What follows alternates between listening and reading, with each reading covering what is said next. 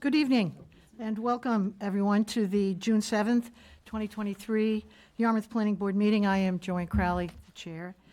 This is to formally advise that as required by Massachusetts General Laws, Chapter 30A, paragraphs 18 to 25, and pursuant to Chapter 20 of the Acts of 2021, an act relative to extending certain state of emergency accommodations, signed into law on June 16th, 2021, the Yarmouth Planning Board will hold a public meeting on June 7th, 2023 at 6 p.m. The public is welcome to attend via alternative public access remotely or in person tonight on the meeting notice available on the Town of Yarmouth website. I'll begin by taking roll call. Susan Britta. Here. Will Rubenstein. Here. Jim Saban. Peter Slovak. Here. Ken Smith. Here. Chris Vincent. Here. Joanne Crowley, present. Seeing that we have a quorum, I'll now call the meeting to order, and I would ask you to join us in the Pledge of Allegiance. I pledge allegiance to the flag of the United States of America, and to the republic for which it stands, one nation, under God, indivisible, with liberty and justice for all.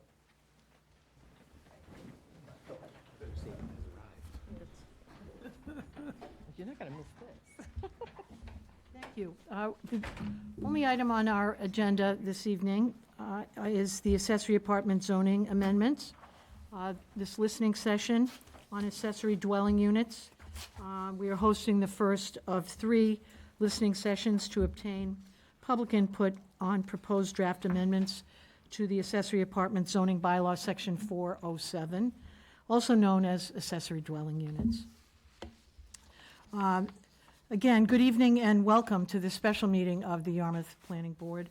As I've already introduced myself, I'm Joanne, chair of the Planning Board, and I'm pleased to be joined by every member of the Planning Board this evening. Susan Britta, Jim Saban, Peter Slovak, Will Rubenstein, Ken Smith, and Chris Vincent. And of course, Kathy Williams, our town planner. Also joining us are members of the Community Housing Committee, Lorraine Doyle, the chair, Myra Sushinitz. I know I didn't pronounce it right. I apologize. I think Drew Krause is also here. Yeah. Hi, Drew. How are you? Thanks for coming. And Jim Saban is also our representative on the Community Housing Committee as a member of the Planning Board. The Planning Board would like to thank you for joining us this evening. Last evening, we met with the Board of Selectmen to provide a similar update on the status of these draft amendments.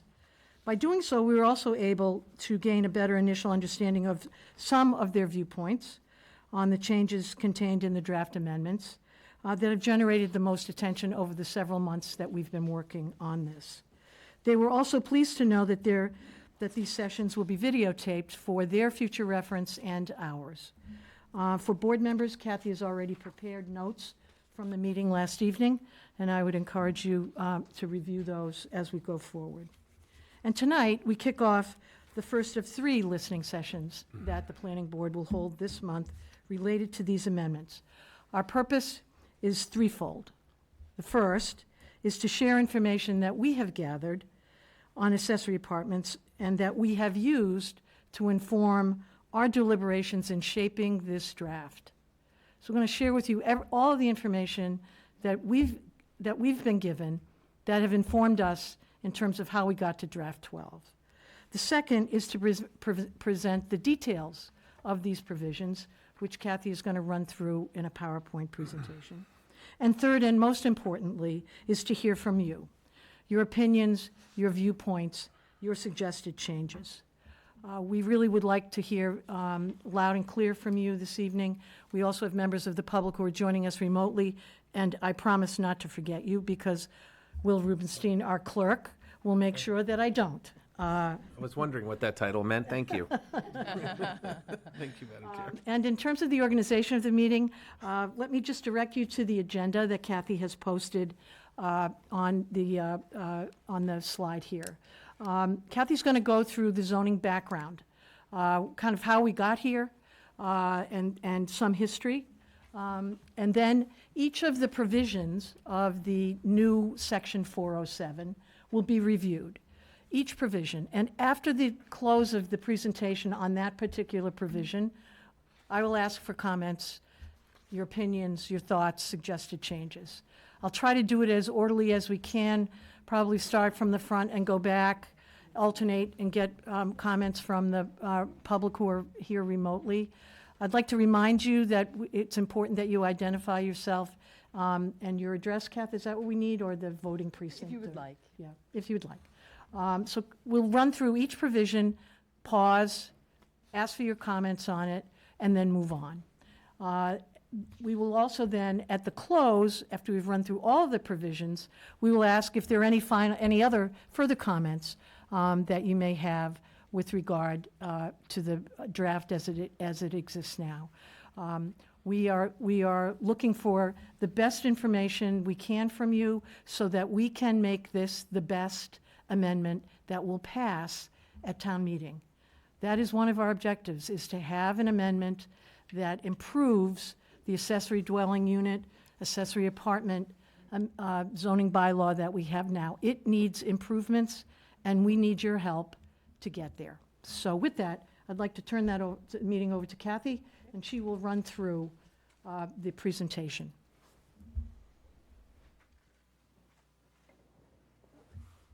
We'd just like to point out that when people do want to give their comments, there's a mic here, and I'll move off to the side. And also, we have lovely Dawn Marie, who can be our roving microphone person if you want to stay in your seat. Oops, sorry. That was very loud. So before we get started, we just want to be sure that everybody understands what an accessory apartment is. Maybe something that's new to a lot of people. It's essentially a smaller secondary housing unit. So it's going to have a sleeping area, cooking, and bathroom facilities. And it's going to be located on the same lot as your single-family home. And it can be located, within, so it can be located within your accessory part or your primary home. So it can be a conversion of an upper story, it could be a conversion of your basement, or it could be a conversion of your garage. So it could be inside your existing home right now. It could also be attached to your home, either on the side or also maybe something over your existing garage that you have, or it could be detached and separate from your main home.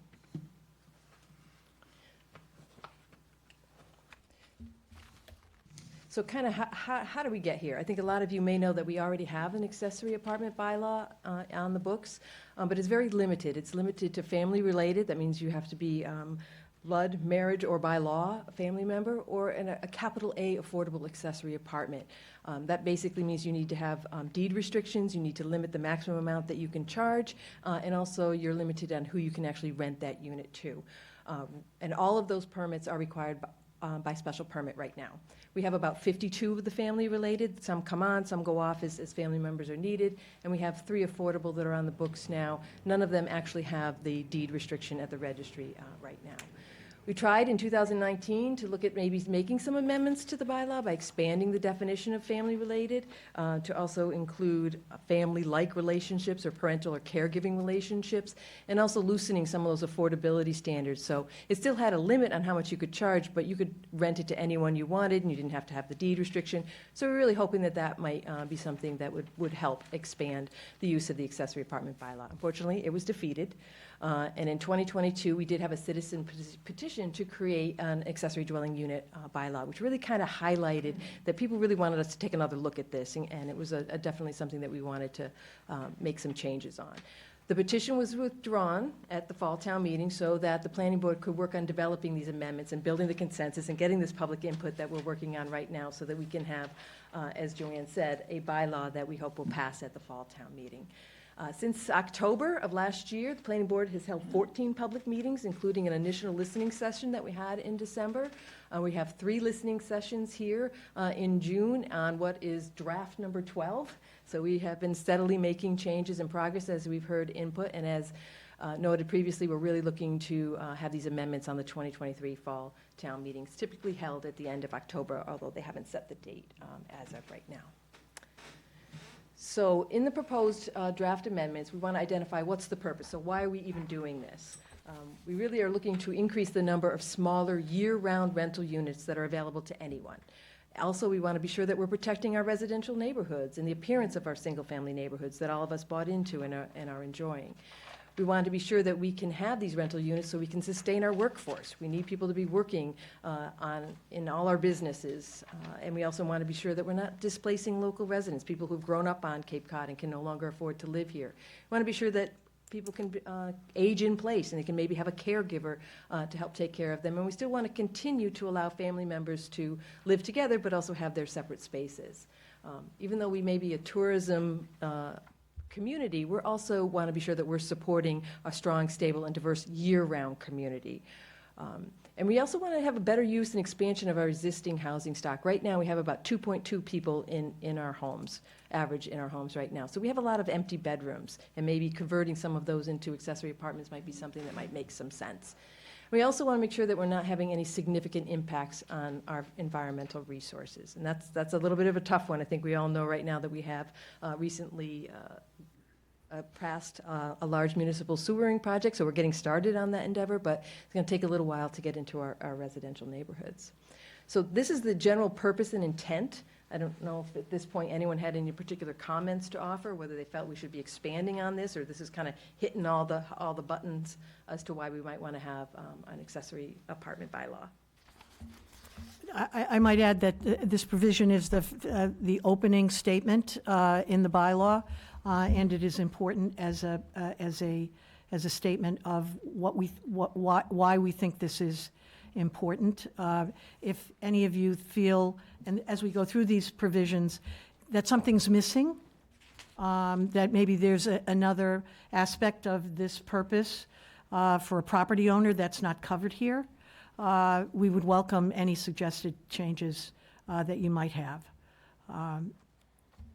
We also have some comment cards up here. If you're not comfortable coming up to the mic, but you want to write a comment and leave it for us, feel free to do that as well. So anyone comments on purpose and intent at this point? Okay. I don't see anyone Nope. on the. No little hands, Okay. All right. just names. So one of the big first provisions that we're looking at has related to ownership and rentals. In order to be eligible to have an accessory apartment, the property owner, it must be your primary residence. We want owners to be present, we want them managing their properties, we want them managing their tenants, and then we want them to be part of the community. We also are allowing owners to choose whether they want to occupy the smaller accessory apartment, because they might have a smaller family and rent out the principal structure, or vice versa. So we're allowing some flexibility on what unit the homeowner would be occupying. We want to be sure that the apartments cannot be sold separately, and they cannot be put in a condominium form of ownership, because we're not really trying to make duplexes here. What we're trying to do is have an accessory apartment that's accessory to a single-family home. In order to be sure that we're solving the problem that we have with workforce housing, it needs to be leased for a minimum of 12 consecutive months with no seasonal or short-term rentals or subletting or room rentals. And then also, the owner-occupied unit cannot be rented in any manner. So you get one bite at the apple. If you want to Airbnb your home, you can do that. If you want an accessory apartment, you can do that, but you can't rent out your main home. And one of the bigger changes is who you rent to, the renters, and how much you charge is really determined by the property owner. It's no longer set by any of the regulations in the zoning bylaw. Anyone? Yes, please. Wait, yeah, I'm sorry, you need a microphone? You're up, Dawn Marie. Thank you. Daniel Reek, Breezy Point Road. So one concern here is the contrast of workforce housing and no subletting. I think that is a little bit problematic, because you'll see that some of the workforce will want to share apartment. We have a multi-room apartment, and it should be possible to have roommates and have a structure that allows sharing. Otherwise, you exclude them, and I think that beats the purpose. Thank you.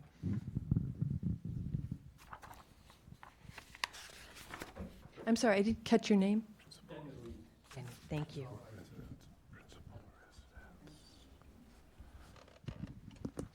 Oh, you want to come to the mic? Excuse me. I do, yes. I want to face the people. My name is Kieran Healy from West Yarmouth. One concern I have is the minimum of the 12 consecutive months. Cape Cod, being a seasonal resort, has a huge demand for seasonal employees. Cape Cod Hospital doubled their work staff in the summertime, and the majority of those are seasonal employees. If you restrict these possible units to 12 months minimum, you're reducing the ability for a huge amount of the workforce that comes on Cape Cod in the summertime to work here.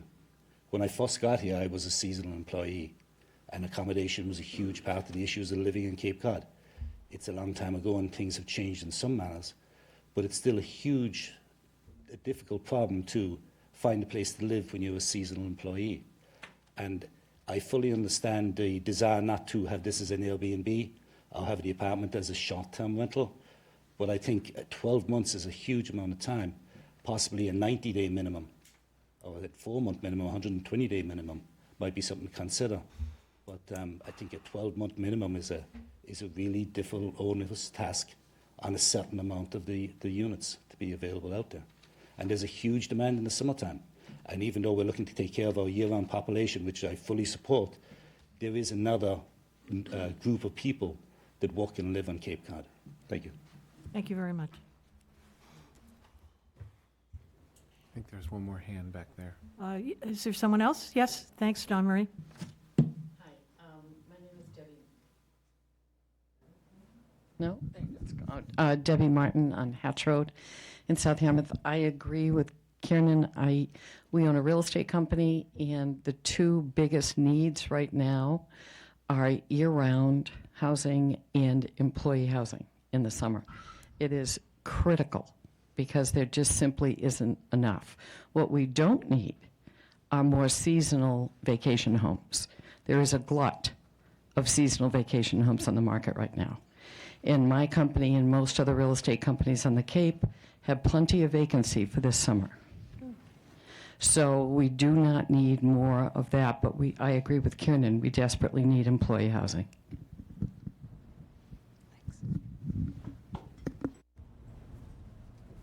Anyone else? There are no hands. No hands. Okay.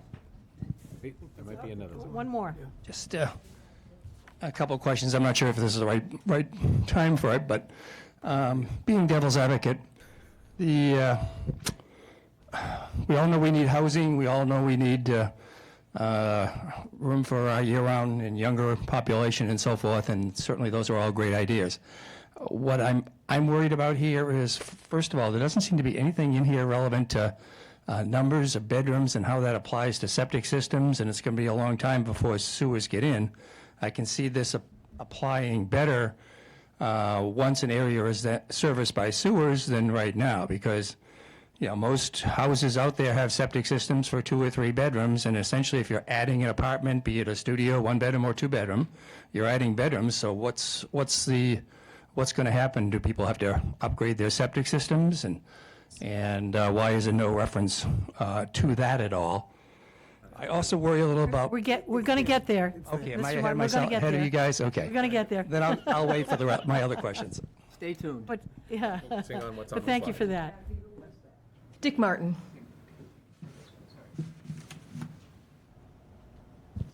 No hands, no virtual hands. Okay. So some of the general requirements are, we want to be sure that this is a complete and separate housekeeping unit. Like you mentioned, you need to have sleeping, kitchen and bathroom area. You can only have 1 accessory apartment per lot. It only applies to lots that have single-family homes on them now. So if you already have a duplex or you're a multifamily, you would not be eligible for an accessory apartment. You need to have a minimum of 10,000 square foot, and you need to be located in the residential zoning districts, the B1, B2 business district, or the medical overlay district. And for those of you not intimately familiar with the zoning bylaw, I'm quite shocked, but we're going to give you a little overview. I know you can't really see it on the right there, but the colors are very indicative. The green color down here, this yellow, the orange here, and then all of this tan, those are all our residential zoning districts. We're very, very much highly residential. The B2 zoning district basically runs all the way along our Route 28 corridor, and then the B1 is that lighter blue colors, and it's kind of peppered a little bit around town, mostly around the Station Avenue Stop and Shop area along White's Path. So just to give you an idea that we're very heavily residential. Medical Overlay District is extremely tiny, and it's like 10 properties that are located over there next to the hospital. So just to give you an idea of where those districts are that it's allowed in. It's also excluded in deed restricted affordable capital A units because that's part of their deed restriction. They can't rent out any part of their home.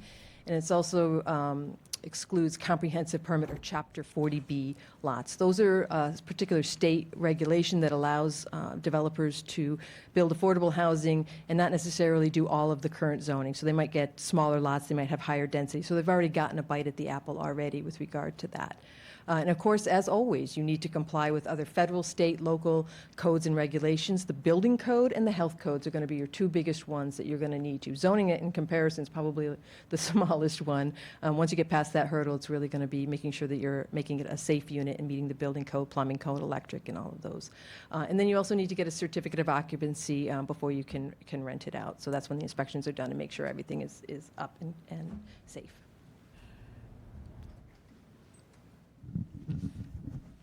Christine Greeley from West Yarmouth.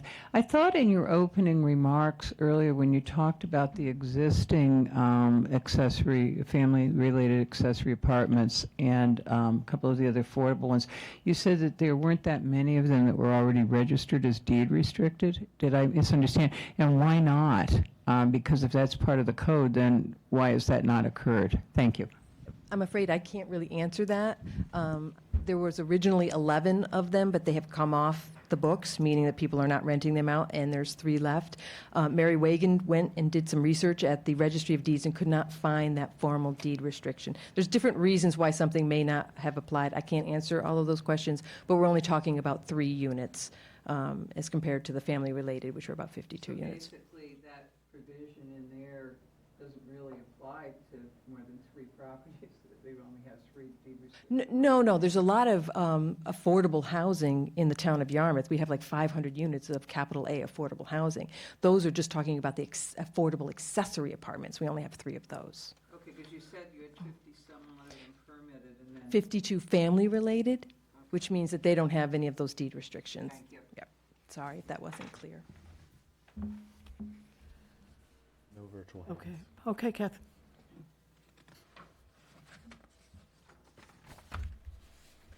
And so, what does the property look like from the outside, and how does it kind of fit into your neighborhood? So we want to be sure that the apartment is clearly subordinate to the primary residence, and we'll talk about unit sizes a little bit later. But we want it to appear that the property and the buildings, that they fit into the single-family neighborhood, and the design of it matches your single-family residence. For those who live in Old Kings Highway, which is north of Route 6, there are some very specific design standards that you would need to adhere to and get a certificate of appropriateness from the Old Kings Highway Committee, so that's something a little bit different, but south of 6, that does not apply. We did a lot of looking into parking spaces and how many we would need in the various locations, so we're proposing 2 on-site parking spaces for the accessory apartment plus 2 on-site spaces for the principal residence. And we wanted to be sure that people weren't actually parking in front or paving or parking in front of their homes, so we have some restriction that they shall not be located in the green space in front of the main home, nor within 10 feet of the side or rear property line, so that people aren't parking right up next to their neighbor. We are allowing home offices and home occupations, which are limited per section 416, and these are typically things that you have no employees, no customers, no signs.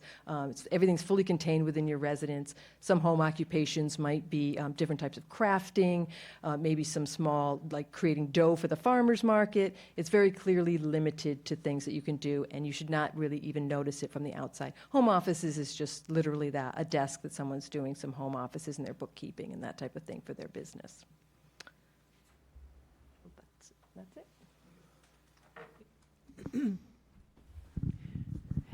Christine Greeley again. I have a question about the parking spaces because currently there are homeowners that I'm aware of who they're the only ones living in the house with their family, who have far more than 2 cars parked in their yards at this point. Will this now prohibit them from their own parking, or what's going to happen? Because, I can conceivably see, I can think of a couple of instances where there's at least 4 to 5 cars. Does this now mean there'll be 7 cars parked on this lot? Thank you.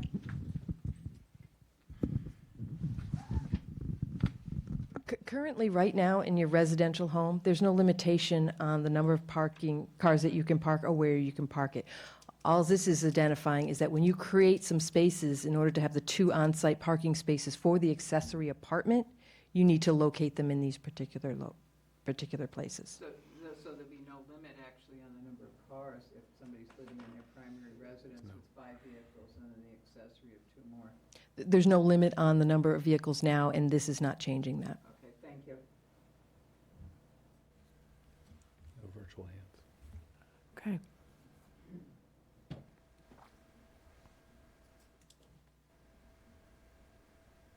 I'm sorry. We're good. I thought you We're said- good. We're I good. thought you said I'm there just, was I'm one. saying it to Joanne. Sorry, I can say it to you Sorry, I too. thought you were saying All there right. was one. I'm sorry, this is just kind of also giving the graphic for that appearance, just kind of showing you that the orange is the accessory apartment and the blue is the primary, kind of showing you how it's subordinate to the main dwelling unit, and then also the different options again. So before we get into discussion on dimensional standards and minimum lot sizes, I just want to go over a few useful definitions for those of you who might be unfamiliar. So dimensional standards are really, how do you place your structure on your property? Where can you locate it? How far from the property line does it need to be? How tall can it be? How much of your lot can be taken up by the building, the lot coverage? What's the minimum lot size you need to have in order to build, and how much frontage do you need to access your property? So those are all dimensional standards.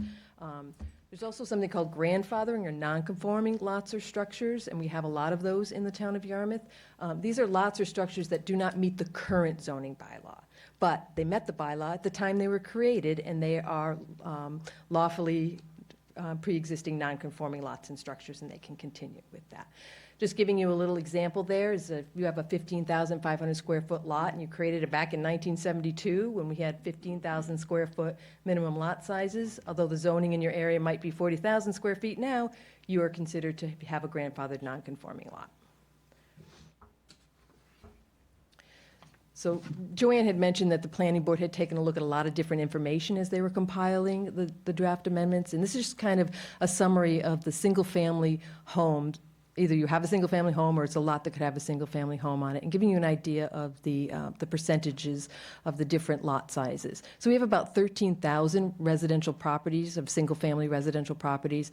20% of those are less than the minimum 10,000 square feet. About 62% are less than 15,000 square feet, and 87% are less than 25,000 square feet. 25,000 square feet is our current minimum residential lot size. So 87% of the lots today don't meet even our minimum residential lot size.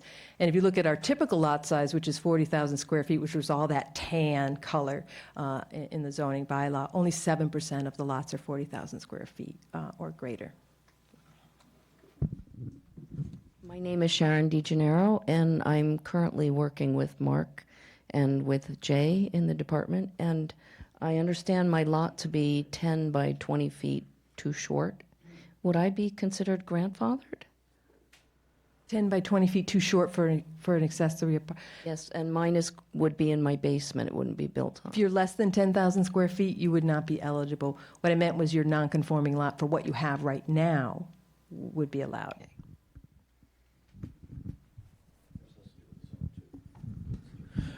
We'll talk about that some more, too. Daniel Reek, again, 9 Breezy Point Road.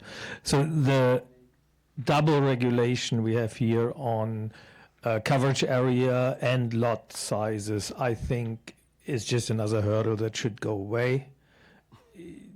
We already have rules on how much of your lot you can cover. They still apply, right, if I read that correctly. So the minimum lot size are just an additional burden, excluding people who, in their basement can implement without negative impact on any neighbors or anyone else. So my suggestion would be to focus on one way to limit, and I think the coverage area percentage of your lot is a good way of doing that, and get rid of these additional requirements that are just redundant. Thank you.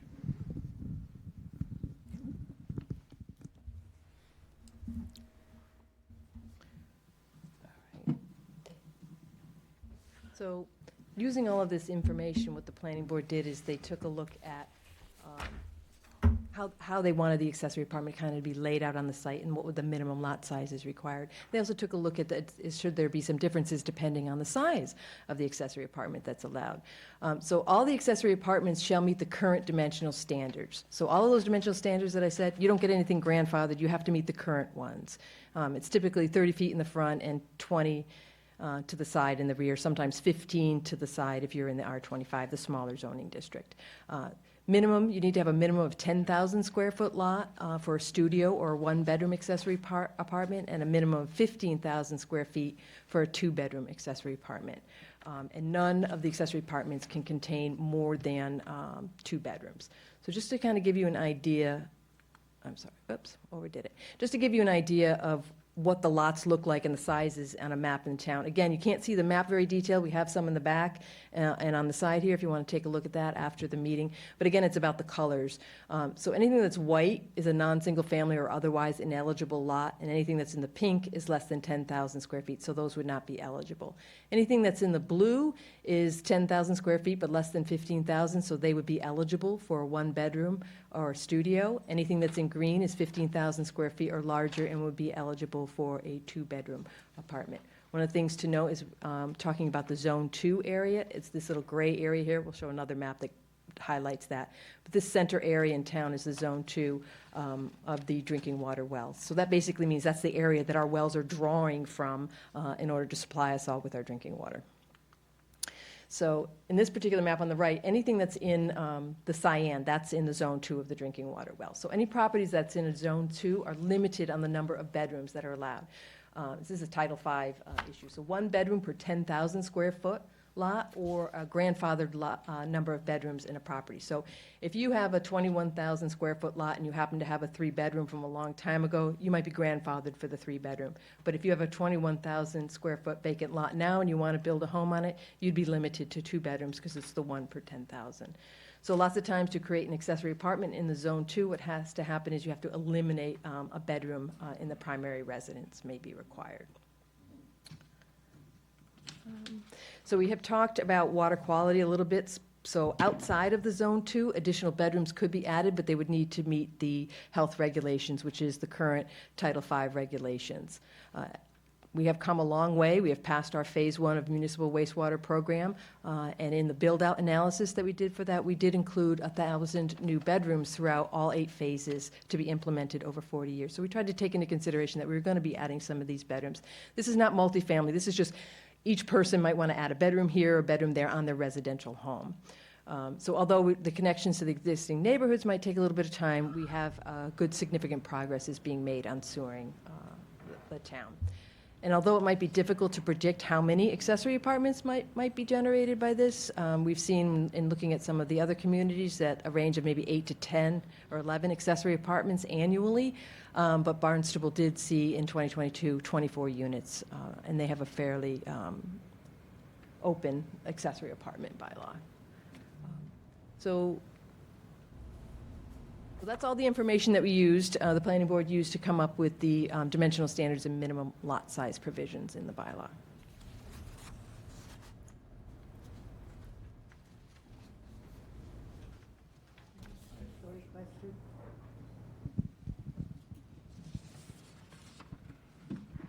So my name is John Henderson, and I live in Comaquid Heights.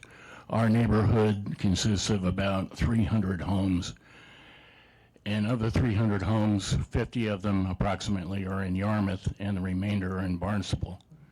So my concerns really relate to how the Barnstable zoning law, the Barnstable bylaw compares to the proposed one for Yarmouth, and whether there will be any significant differences between Barnstable and Yarmouth in regard to ADUs. I haven't gone through the entire Barnstable. I know that Mark Grills, the building commissioner, has had conversations with the building commissioner over in Barnstable. I think they're a little bit more lenient. They were closer to more of the model bylaw, but I can certainly look into that and see if it's significantly different. Yeah, what I don't want to see is, material differences that might result in impacting resale values in one community versus the other. In what way? If we were stricter or if we were more okay.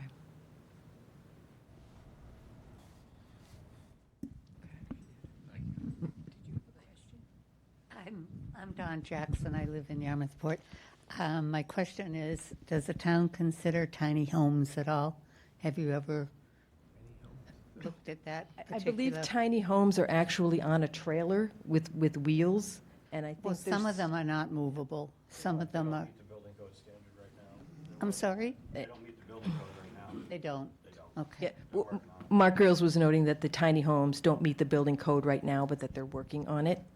I think Well, you, I just think, I have over half acre, Mhm. and it's a big quarter acre in my backyard that doesn't get used for anything. It would be nice for pools for somebody, but I would love to rent my house out and put a tiny home on it for myself, because I don't need a big, it's not a large home, but it's certainly more than what I need, and it's very difficult for me to keep it up now. So I just thought a tiny home would be appropriate, and I have the space. And I know some people are interested, not just in buying my house, but they may rent it if it's reasonable. and that is one, I'm sorry, go ahead. Chair, could you ask to use the microphone for people that are not here to hear? Sorry. I'm sorry? The audience at home Yeah. can't hear you. Yeah. They can't hear your Oh, you conversation. can't, oh, well, I can't People at hear home much of can't what's hear you. going on because I have bad hearing.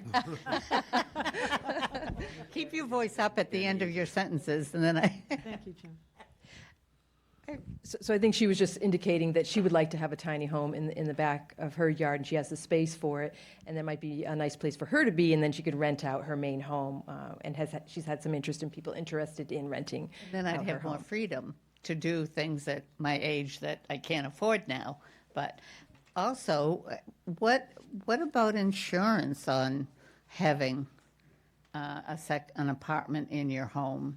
And what about additions? I mean, it's expensive here for home insurance to begin with. And then would it be up to the homeowner to look into something like that? Yes. And also your lender, depending on whether you needed to get any type of Yeah, loan, there's so usually that's a- typical minimum insurance This requirements. just seems like it's going to be a very costly thing for many, many people. Have to put a lot of money into it just to get something down the road that might bring you a little extra income. You probably never get your money back on it. At least that's the way I look at it right now. If I may make a comment Yeah, yeah. on that? Go I ahead, would Mr. think Vincent. that the insurance will be passed on to the tenant, so the tenant will be required to insure that unit. Yeah. Renters, through renters insurance, or, yeah. Do you know what the typical cost is now for a one-bedroom here in Yarmouth To rent? for rental? For insurance or for income? You're talking insurance for a one-bed? No, for income, The rent for it? 1,500 and up. to rent a one-bedroom. 1,500 and up. It's not more than that? 1,500 and up. Well, 100 what? a floor of Up. 1,500. $1,500 might be Yeah, your friend, nothing. but if they're not your friend, it might be 2,000. If you're lucky. If you could find it to rent to begin with. That's for sure, that's for sure.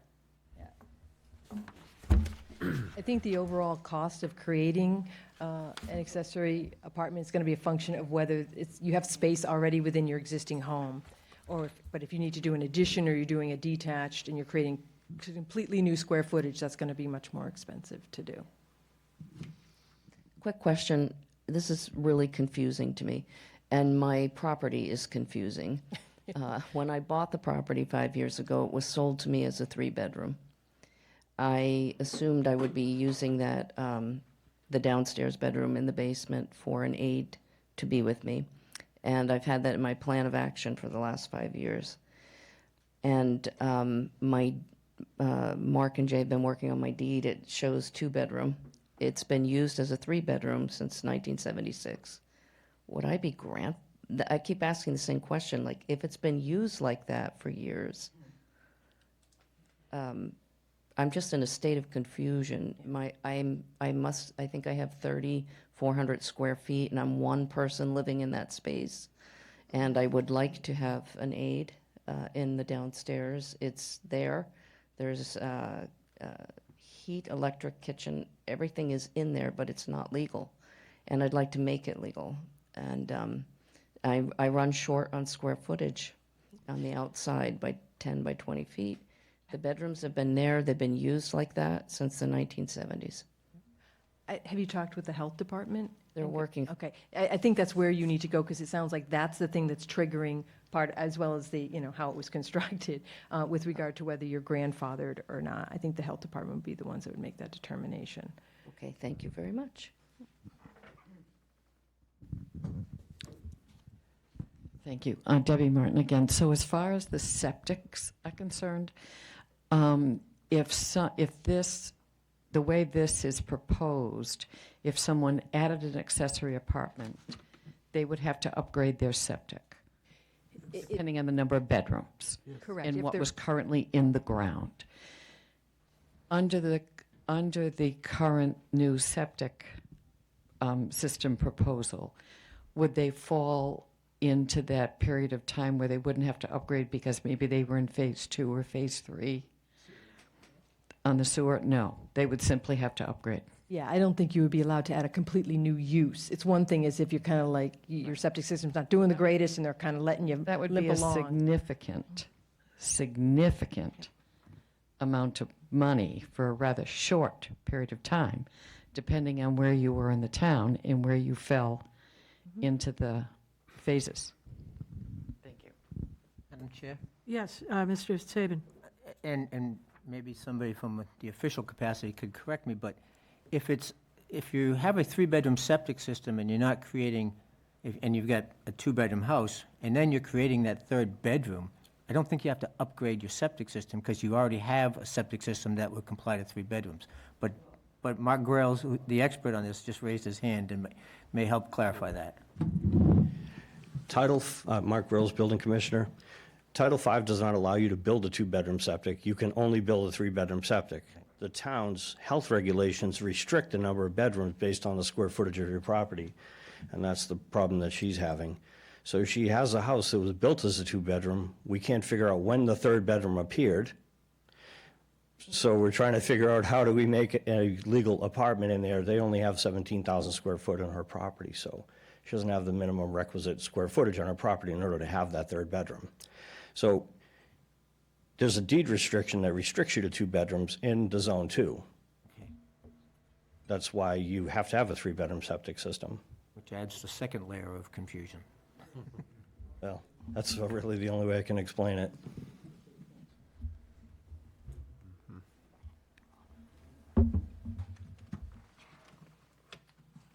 No virtual hands. All right. So the next topic is unit sizes. So the planning board took a look, as we mentioned, they had different minimum lot sizes for studio and 1-bedroom than they have for 2-bedroom, but they also have maximum unit sizes depending on the type. So studio and 1-bedroom accessory apartment, it shall not be larger than 50% of the habitable floor area. The habitable floor area, we always got to have a definition for these things. It excludes your garage, all basements, so if you have a finished or unfinished basement, an unfinished attic, common entries, porches, and decks. So 50% of that area then when it gets calculated, or 800 square feet, whichever smaller. 2-bedroom, it's the same 50% of the habitable floor area, or 900 square feet, whichever is smaller. But no matter what, we wanted to be sure that you had a good functional living space, so the minimum unit size is 350 square feet.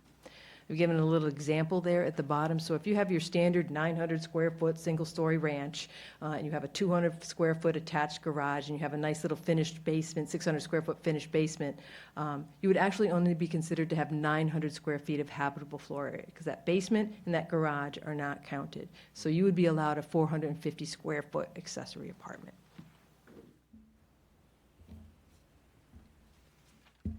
Any comments on, we've had 2 slides now on number of bedrooms. The planning board would be interested in any comments with regard to the number of bedrooms that might be included in the amendment. Any concerns on Studio 1, 2-bedroom, related to size? No comments there. Okay. Just wanted, we had a couple of slides on that, just didn't want to miss it. There's a hand. Okay? There's a shorthand. But there's a Redundant what I said before, I think it's too many redundant requirements that, create this kind of confusion.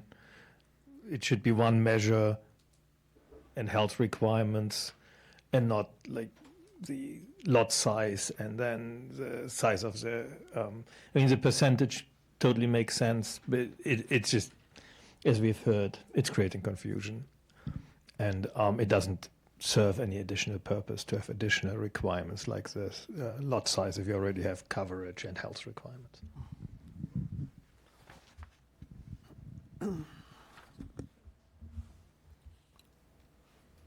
No hands. Okay. So just to kind of give you an idea, the different sizes, we just had some examples of a 350 studio, 1-bedroom, and then a 2-bedroom, 900 square foot unit. So the big question that I'm sure a lot of you are here for, special permit versus by right. So what do some of those definitions mean, and how are we going to be permitting our accessory apartments? So by right essentially means that the use and how you're developing your property does not require any relief from the zoning bylaw. So you're meeting it spot on, and you don't need to go to the zoning board of appeals. You can go right and apply for a building permit. You have all the other permits you need to apply for, the health department, everybody else, but you can go to the building department and look at your a building permit. You might need plumbing and electrical and all of those different things. So you still need to meet all those codes, as I mentioned, building code and health code. Special permits you require some type of relief from the zoning bylaw. Either you're not meeting all of the criteria, or your particular use, which might be in this case an accessory apartment, requires that you get a special permit. Typically, that's done through the Zoning Board of Appeals, which it would be for accessory apartments, but the Planning Board does do a few special permits for motels and that type of thing. The nice thing about, for some concerned neighbors, might be that special permits require a public hearing with a notification of everyone within 300 feet, and public comment is accepted at the Zoning Board of Appeals hearing. So what is the Zoning Board of Appeals looking at when they're doing these special permits? The general criteria for a special permit approval is that you have no undue nuisance, hazard, or congestion that will be created, and that there will be no substantial harm to the established or future character of the neighborhood or the town. As I mentioned before, right now, all accessory apartments are done through the Zoning Board of Appeals through a special permit. I believe that they have, and maybe Dee can correct me, but the vast majority have all been approved with little to no conditions. I think the only time when something's been denied or an applicant has withdrawn is when they wanted something like a 1,100 square foot accessory apartment, and they just weren't going to be able to get them that. So the way it's written in the draft bylaw right now is that all accessory apartments required to get a special permit except for 3 particular circumstances. So there's these 3 exceptions that have been carved out. The first one is if you have a fully conforming lot and structure. So basically your lot, you're meeting the minimum lot size, and I have an example here. If you have a property that's 41,000 square feet, you're located in the R40, which has a minimum of a 40,000 square foot lot, so you're meeting your minimum lot size. And after you construct your accessory apartment, your existing structure and the accessory apartment, you're meeting all of those dimensional standards that I mentioned before. The maximum height, you're meeting your front yard setback of 30 feet, your side yard setback of 20 feet, and your rear yard setback of 20 feet. So you're meeting the current dimensional standards.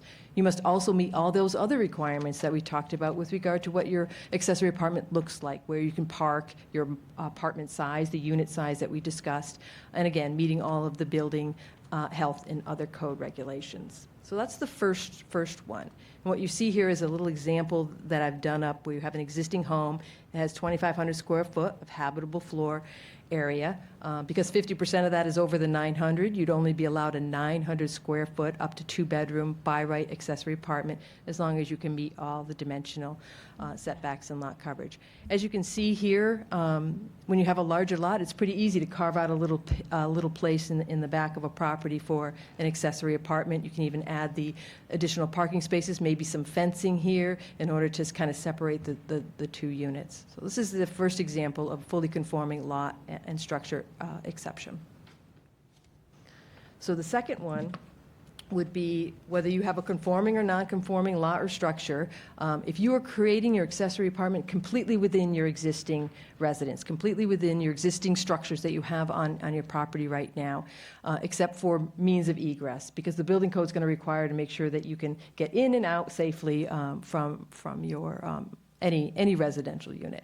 So what we have here is an example that's kind of showing if you have a 12,000 square foot lot and your building's 12 feet off the property line. So you have a non-conforming lot and you have a non-conforming structure, but you have more than 10,000 square feet, so you're eligible to have an accessory apartment. You create a nice one-bedroom accessory apartment entirely within a portion of your basement.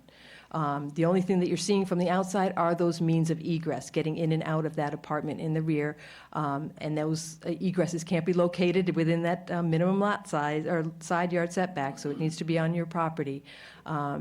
And the only thing you'll see from the outside is those egresses and also the 2 additional parking spaces that would be required for that. And again, you must meet all of the other requirements for accessory apartment bylaw. And the third one is related to if you want to build an expansion or an addition onto your existing home, or if you want to do like a new construction, so maybe a detached structure. And you need to have a minimum of 25,000 square foot. You need to meet all those dimensional standards. And again, you're limited to a studio and 1 bedroom. The other exception that I gave, the previous one here, this is also limited to a studio or 1 bedroom, just to let you know. So the example we have here is you have a 26,000 square foot lot in an R40 zoning district, and your primary home is 14 feet off the side. So you have a non-conforming primary structure and a non-conforming lot, but you're greater than the 25,000 square feet. So you could be eligible for a by right accessory apartment expansion or new construction, as long as you're meeting all of those dimensional standards that we talked about, and again, meeting all the requirements of the accessory apartment bylaw. The one exception that we have, and this is in the existing bylaw and is being continued with the proposed, is that this red line here is our Aquifer Protection District. In this district, it follows, but is slightly larger than that Zone 2 that we mentioned before. So all the properties within here, this is Route 6, so all of the Captain's Villages, the Blue Rock area, all of those are located within the Aquifer Protection District. So any accessory apartments in this area would automatically require a special permit. That's existing right now and would continue with the proposed development. So I don't know. Comments, concerns? Mr. Healy? Kieran Healy again, West Yarmouth. 2 items. Number 1 being specifically the last slide that we had up there with the APD. The APD zone is there primarily to protect the groundwater from commercial projects in this area.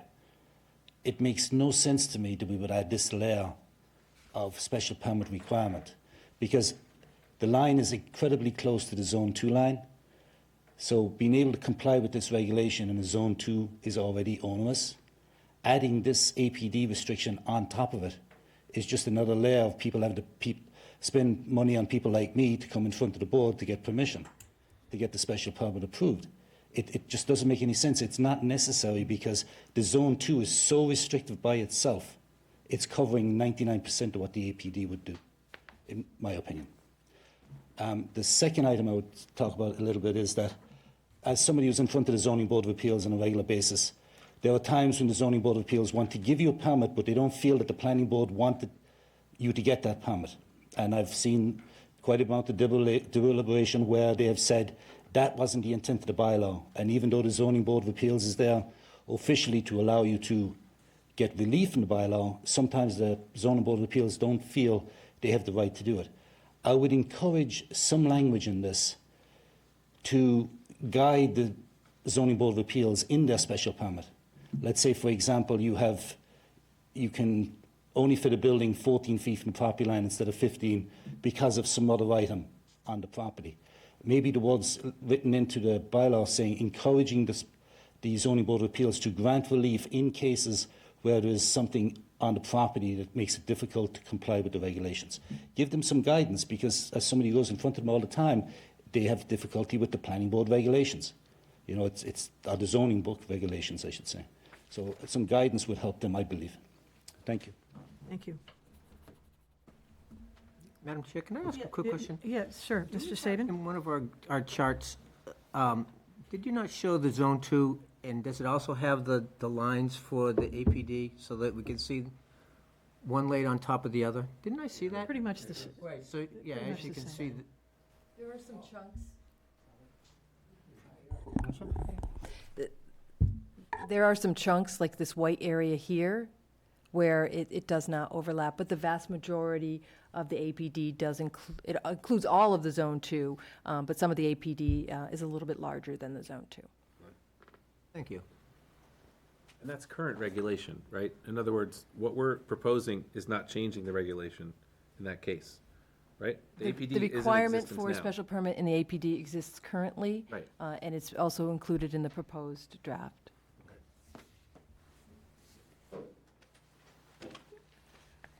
Sorry, just to follow up on that. Any secondary unit in the town requires a special permit at the moment. Currently.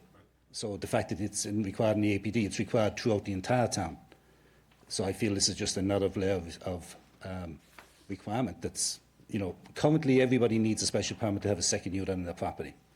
So to say it's only in the APD is, I think, not correct. It is true, but it's in the entire town of Yarmouth that is required right now. So the Zone 2, believe me, is so restrictive to fit bedrooms on a Zone 2 lot in the middle of West Yarmouth or South Yarmouth will definitely take care of most of the APD requirements. Thank you.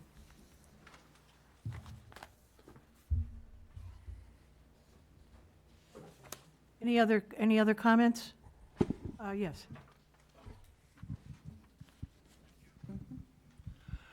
John Henderson, Comacoot Heights.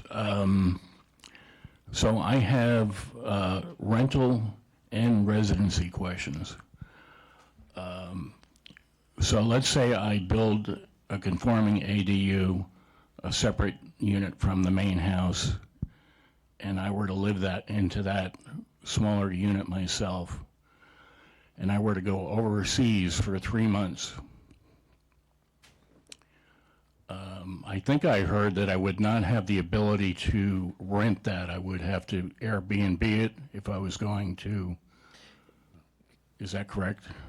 Airbnb, you cannot, what we're basically saying for primary residence My is. primary residence. the That's your smaller primary one. residence, do you vote in the town of Yarmouth? Do you pay taxes in the state of Massachusetts? Right, So if you do that and you go away for 3 months, that's still your primary residence. right. So you can't rent out your primary residence because you already have an accessory apartment that you're renting?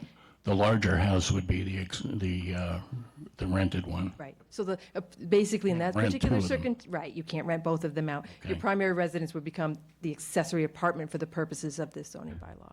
Okay. So having said all of that, suppose Maximum on it, on the size? I'm sorry? Isn't there a maximum on the size that you're allowed? So if your primary residence is how many square feet? That's not the point. The point is what is created is the accessory apartment needs to be of a certain size, but we also are giving the homeowners the option of living in the smaller unit and then renting out the larger unit for If the you would like to purposes of move this into your bylaw. tiny home. Yes.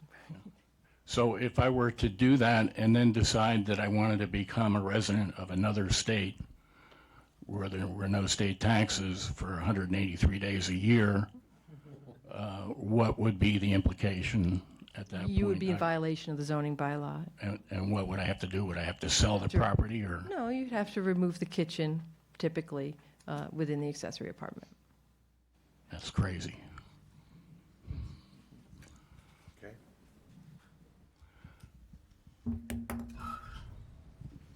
Recommendation? Anyone else? With regard to special permit versus by right?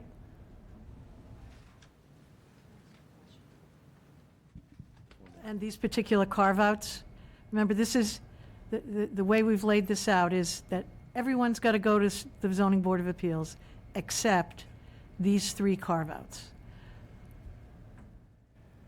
I'm sorry, go ahead, you have the microphone. Yes, I just wanted to also question, if I were to alter bedrooms, what Mark had said to me was the doorways would have to be widened, and my home is not designed so that they could be. I could take closet doors off and the door off to the entrance of the rooms, but I cannot reshape the entrance of the room. So I would just like input on that.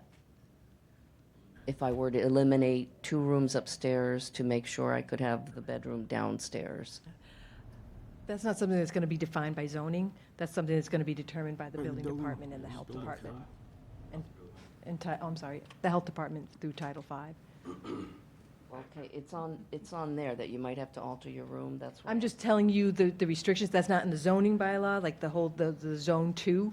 I just wanted people to be aware that that's the circumstance when you're in the zone 2, is that you can't necessarily add new bedrooms, you may have to eliminate one of the bedrooms in order to accommodate. Again, this is why we're saying you need to meet all the regulations, building regulations and health code regulations. A question for clarification, and feel free to tell me that this is not the place to ask that, but residency requirements. So my understanding, naive, uninformed understanding, was that you can have a primary residence in multiple states at the same time as long as you're not renting out. Like, it's not tied to where you vote. It's tied where you pay taxes. Well, everyone pays taxes, local Like property you pay your taxes. property taxes, right? But what state do you pay your taxes to? Well, income tax, if I'm not employed, I don't pay income tax either way, right? So, like, my point is, like, so is the requirement to be registered as a voter and pay income tax in Massachusetts to be considered a resident for this purpose? I think being a registered voter in the town of Yarmouth makes it an easy decision. You are a resident. Sure. If you have a very complicated situation, it might be something that needs to be looked at a case by I case mean, like, basis. it's not unusual, right? Like, people who live here part-time, own the property, don't rent it out, but don't want to pay You pay necessarily Florida state, taxes. right, or New Hampshire taxes, or you know, Right. or and I know that for other regulatory issues, you still are considered a resident. Okay, well, If you're not eligible to vote in the town of Yarmouth, you're probably not considered a resident. Would you be you eligible? still get your beach sticker as a resident Yeah, if not you're the not same. voting. No, you don't. Same. Right. Yeah, I was going to say, all of us sorry, your name? citizens, sorry, Stacy Ober, as I'm hearing this gentleman talk about residency, primary residency, all of us have to identify where we are domiciled. Basically, where we're choosing to be. What is your primary residence? You have to make that decision, whether it's for purposes of government sending you Social Security information, whatever else. You make a decision irrespective of how many weeks or months you might travel or do what. You claim a certain location as your primary residence. That's where you're domiciled under the law. So the people who spend 183 days or whatever the rule is are domiciled in Florida. That's their primary residence because of the tax benefits, perhaps, of doing that. But you have to pick one location as your primary residence as a matter of law.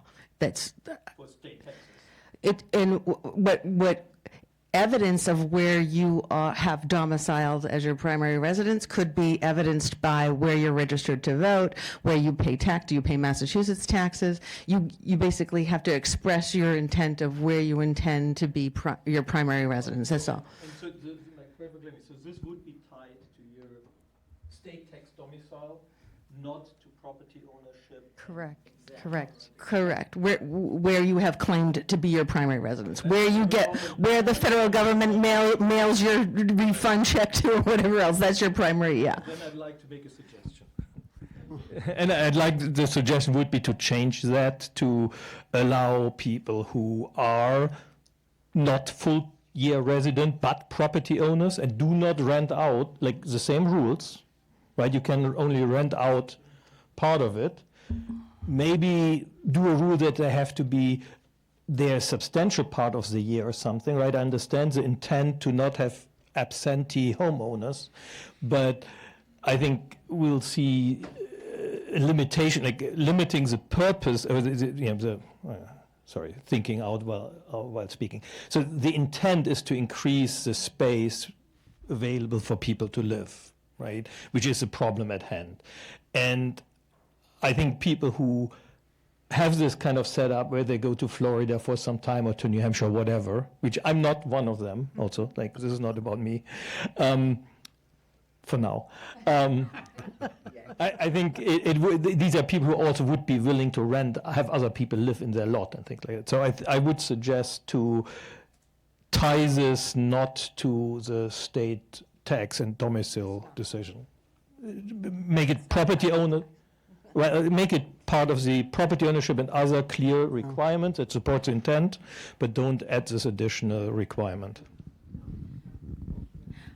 Stacy Ober, I think that kind of undercuts what at least the purpose and intent was of those of us who have been following the ADU and the desire to expand housing accommodation for year-round individuals. And last fall, one of our concerns about the draft or the model language was if it was not the owner's primary residence, under the definition of owner, you could have folks come in, buy out perhaps an elderly person with the high cost of real estate, create an ADU, and then they're getting rental from 2 units rather than 1. And that really wasn't the way we wanted this to expand and grow. And it was more about creating residential space for people to have a place to live here than it was for people to become landlords. I think the difference with the citizen petition was that both units could be rented out at the same time. But let's be clear, that's not what I'm suggesting. Right. What I'm suggesting is to just not require people to pay taxes in Massachusetts. Right? Yeah, but you, in fact, you are, right? You're doing double regulation. You already have, let me finish, please. You already have the requirement that you can only rent out one of the units. Right? So your concern is already addressed. The additional requirement that you have to be domiciled in that location is an additional requirement that limits the ability to rent out things for people. If I may, this dialogue back and forth, we appreciate it. But what we want to do is make sure that the bylaw that we're presenting is as clear on this particular subject as it can be. What you're saying to us is that for you, it's not that clear, and it seems burdensome. We hear it. The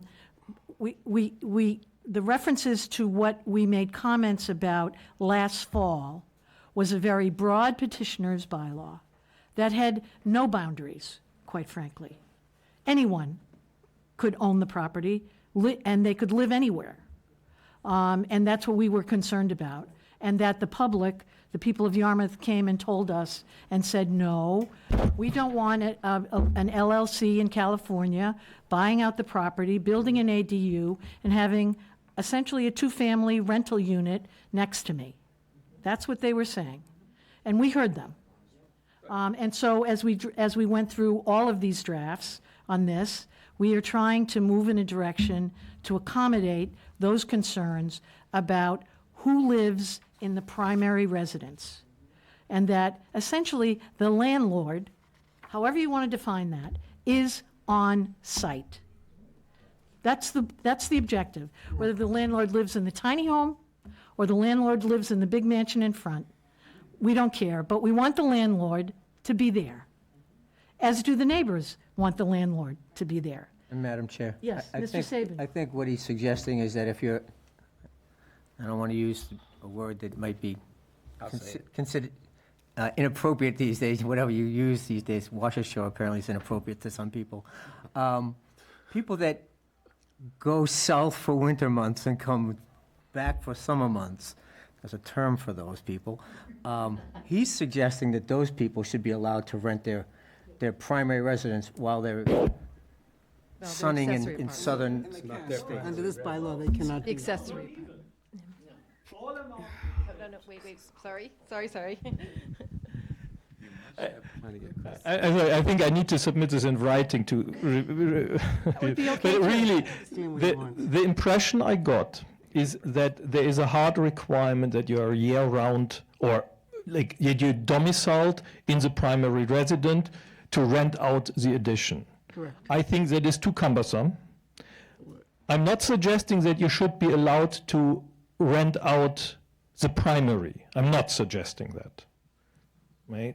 All I'm suggesting is that the presence requirement should not be tied to domiciled here or year-round presence, right?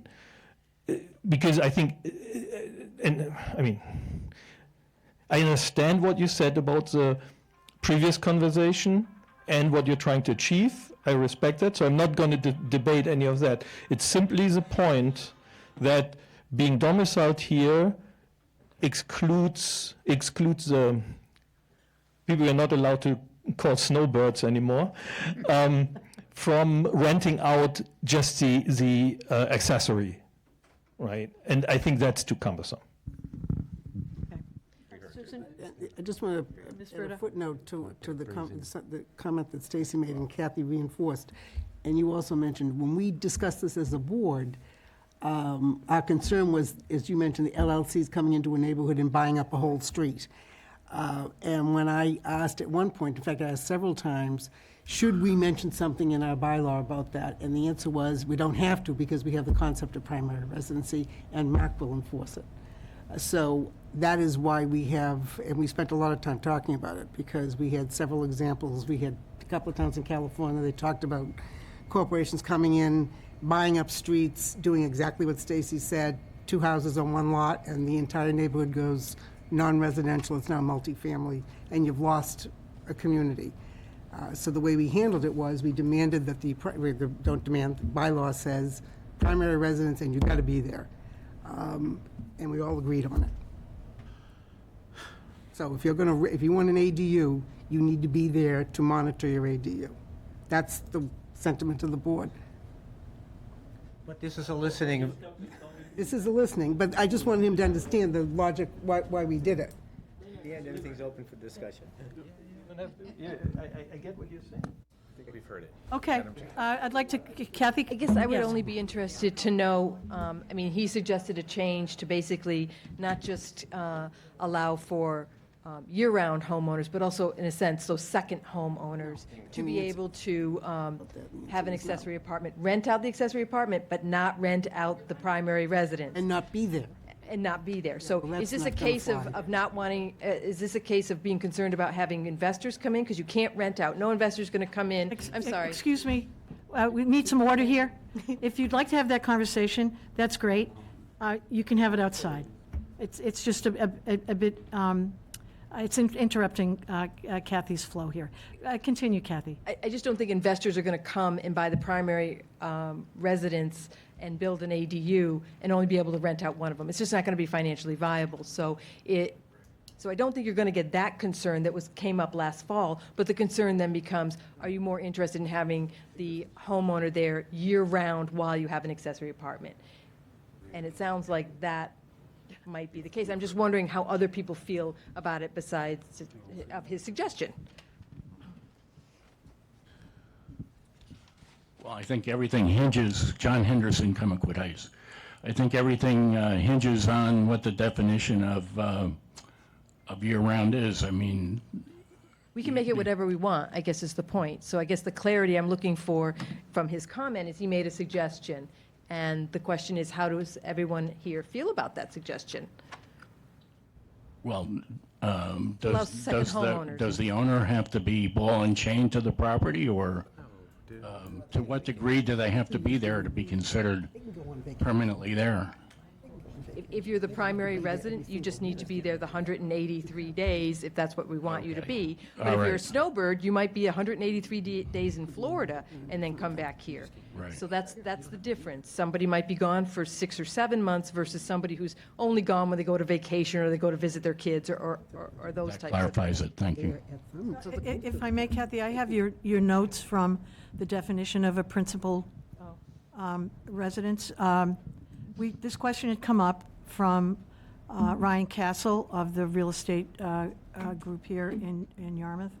A primary or principal residence is the dwelling where a person usually lives. A person may have only one primary residence at any given time. and is used for legal purposes such as determining where a person votes or pays state taxes. The principal residence is a requirement, is currently in the accessory bylaw.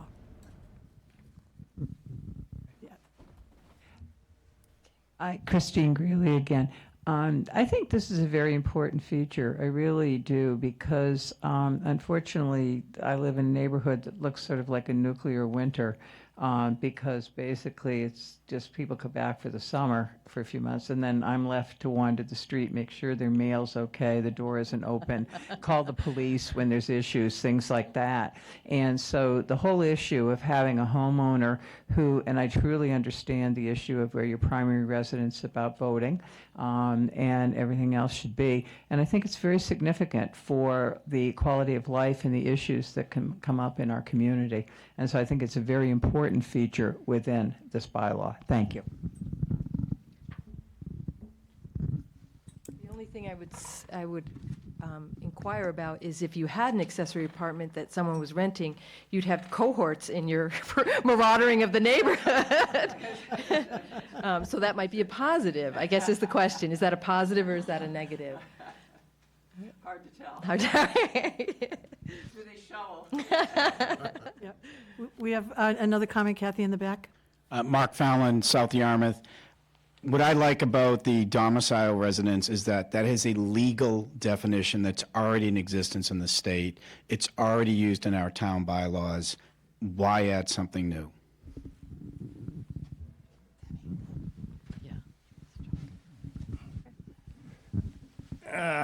Dick Martin again, South Yarmouth.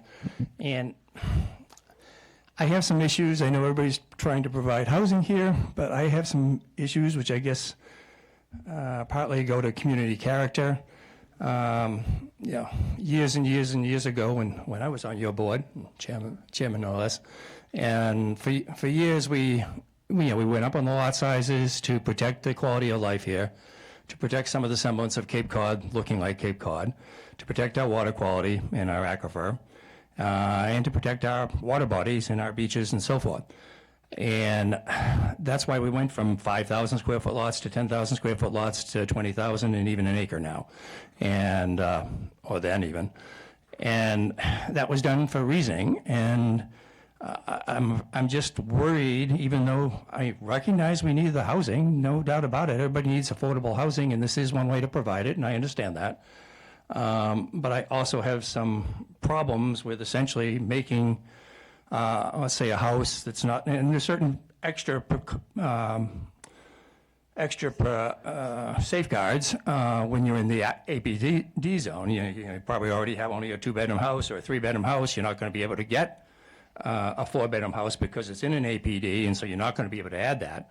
But in, let's say, some of the other districts, if you've got a 10,000 square foot lot, suddenly you're taking a 1/4 acre lot and making a 2-family house out of it, and adding more people, adding more cars, adding more septic, and I'm worried about how it can look too, because how are these, if somebody's adding on a unit and it meets all the other criteria relevant to setbacks and height and so forth, we're still ending up with a 2-family house with maybe 10 people living in it and 8 cars there, polluting the groundwater.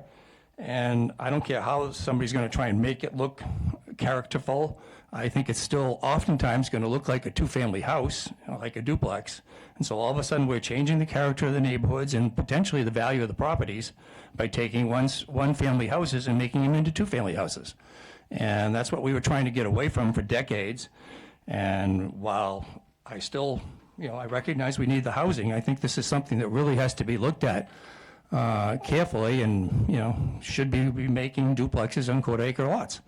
And I think I think you may have some problem getting that past the town. There's also a lot of neighborhood restrictions that may come into play here, where there are restrictions within a development for single-family use only, which is another step I guess they'd have to go through, either not necessarily through you even, but through the building department, but through the neighborhood.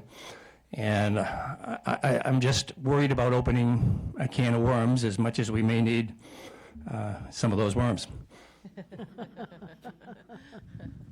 Thank you, Mr. Martin. I have a question. Has anybody on the board done any statistics on how many properties in the town would qualify under your restrictions? That number. How many would qualify, and of that, We have that number. what are you pointing to? The number's right there. It's a lot. But please How much? remember, just because they qualify doesn't mean everybody has the means or the That's my desire to point. do it. But they do Yeah, qualify. that's my point. So if you, what are you showing? I can't see it from here. 80% of the lots are greater than 10,000 and would be eligible for at least a studio. Okay, but of that, you'd have to take away those that wouldn't qualify because of a septic restriction. You have to take away, obviously, those that don't want to do it anyways. What do you think is a realistic number? In the end, Yeah. I mean, you must have Yeah, considered that. never an end because life goes on. Well, I'm sure you've if I- considered. Say If I your may, crystal I ball think- is as good as mine. The chairman's ready to speak. Yeah, Mr. Vincent, but I think, you're raising a good question about some more information that might be helpful. I myself have thought about kind of a layering, so this is the total. Right. Subtract all of those units that are in the APD. Right. They have to go to the Zoning Board of Appeals. Right. Okay, who's left? Yep. And go down, and then who's left there? And then who's left there? 'Cause I think and get that's to a point where we would have maybe some metrics about Yeah. what the numbers look like. So it's a very good suggestion, and I think we going need to forward, get some more That would be very information. helpful. Yes, Yeah. thank you. I think we did take a quick look at that. We had Bruce identify the number of lots that were in the APD, and I think there was like 3,600 lots that were fully within, and then like maybe 42 that were partially within, because the line might go through there. So if you take the 13,000 and minus this 3,600, it gives you somewhat of an idea. Right, but then you could also take, how many are the 25,000? How many of these exceptions, how many lots fall into these exceptions? And say, of the total, these are the total number of lots that might have eligibility to go to by right. I think that's what you're asking, okay. That's something we can work on, absolutely. Have you finished all your slides? No, there are a few more. That's important, some questions. I just don't want to overpromise something with regard to that, because one of the exceptions of the by right is a minimum lot size of 10,000 square feet, and you can construct it completely entirely inside your residence. That's a lot of lots that could do that particular exception to the special permit. So I don't, other than saying these are all the 10,000 square foot lots, every 10,000 square foot lot could potentially, that's outside the zone 2, maybe add a bedroom, or, I guess I'm not, we'll talk about it later, but I'm not exactly it's more clear. I don't about want to whether it's- overpromise what we can do. I guess my comment, it's more about the procedure for getting approval, whether it would be by right or a special permit. It's not, there's overlapping on all of the other ones as well. But those that we carved out, we should be able to get some sense of how many of them are there. Madam Maybe. Chair. Maybe. Just on simple math, I mean, if we just look at the numbers, just to kind of point out, if we just do the 14.9 down, the number of parcels is the key issue. Right. Is the number of parcels, and then you start applying all those other factors. When we're all said and done, I can't imagine this bylaw in the end is going to create much more than 100 units because of the restrictions that we've got so many restrictions piled up on this thing that it makes it really difficult to create a unit. So I don't think we're creating a bylaw that's going to create, thousands and thousands of units. It's I keep telling everybody it's about an apple pie, and this is just one slice. And I think it's just going to, create some units. Barnstable, as our reference was, 20 units? But most towns are creating 8 or 10, and they only have had their bylaws in place within the last couple of years. So if you use the 8 to 10 number and you run it out for, 10 years, then you get, that's kind of maybe a help. Okay, let's continue. Yes, We do have a hand. we do have a hand. Maureen. Hello. Hi, can you hear us? Yes, can you hear me? Yes, we can. Great, thank you so much. I want to thank everybody for all their hard work on this. I'm incredibly impressed and I'm very grateful, so thank you for all of that. With regard to this request regarding perhaps a way to do the data, I think for me personally, the data that I'd be most interested in is just the units that would be exterior, meaning not inside somebody's home where it's not going to change, it won't change the footprint of the lot. It obviously would add egress, it would add 2 parking spaces, but the ones that I'd love to know that are available for being able to be available to do this if they wish to would be something that would be adding to the property. So if that helps in terms of focusing what kind of data to crunch to get to there, that would be my suggestion. Thank you. Thank you. Anyone, no one else, okay. Other hand. I have Another question? I Yes. would just like to add to it, I think there's something to socioeconomic position in the town. Someone like me who's on a fixed income is looking to help myself with the ADU. I think there are many, many, many homeowners who have no interest whatsoever because they're financially stable and sound. And I think that that should be taken into account also, the people that are coming forward looking to build these apartments. There's a reason for it. And so I think socioeconomic status is a big reason, and it should be looked at. And age, yes.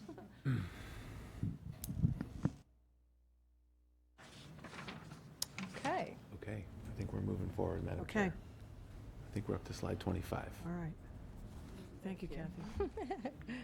Gotta flip back here. Yep, there we go. Wait. Are duplexes, No, they're not eligible. thank you, are duplexes still allowed to No. be built in Yarmouth?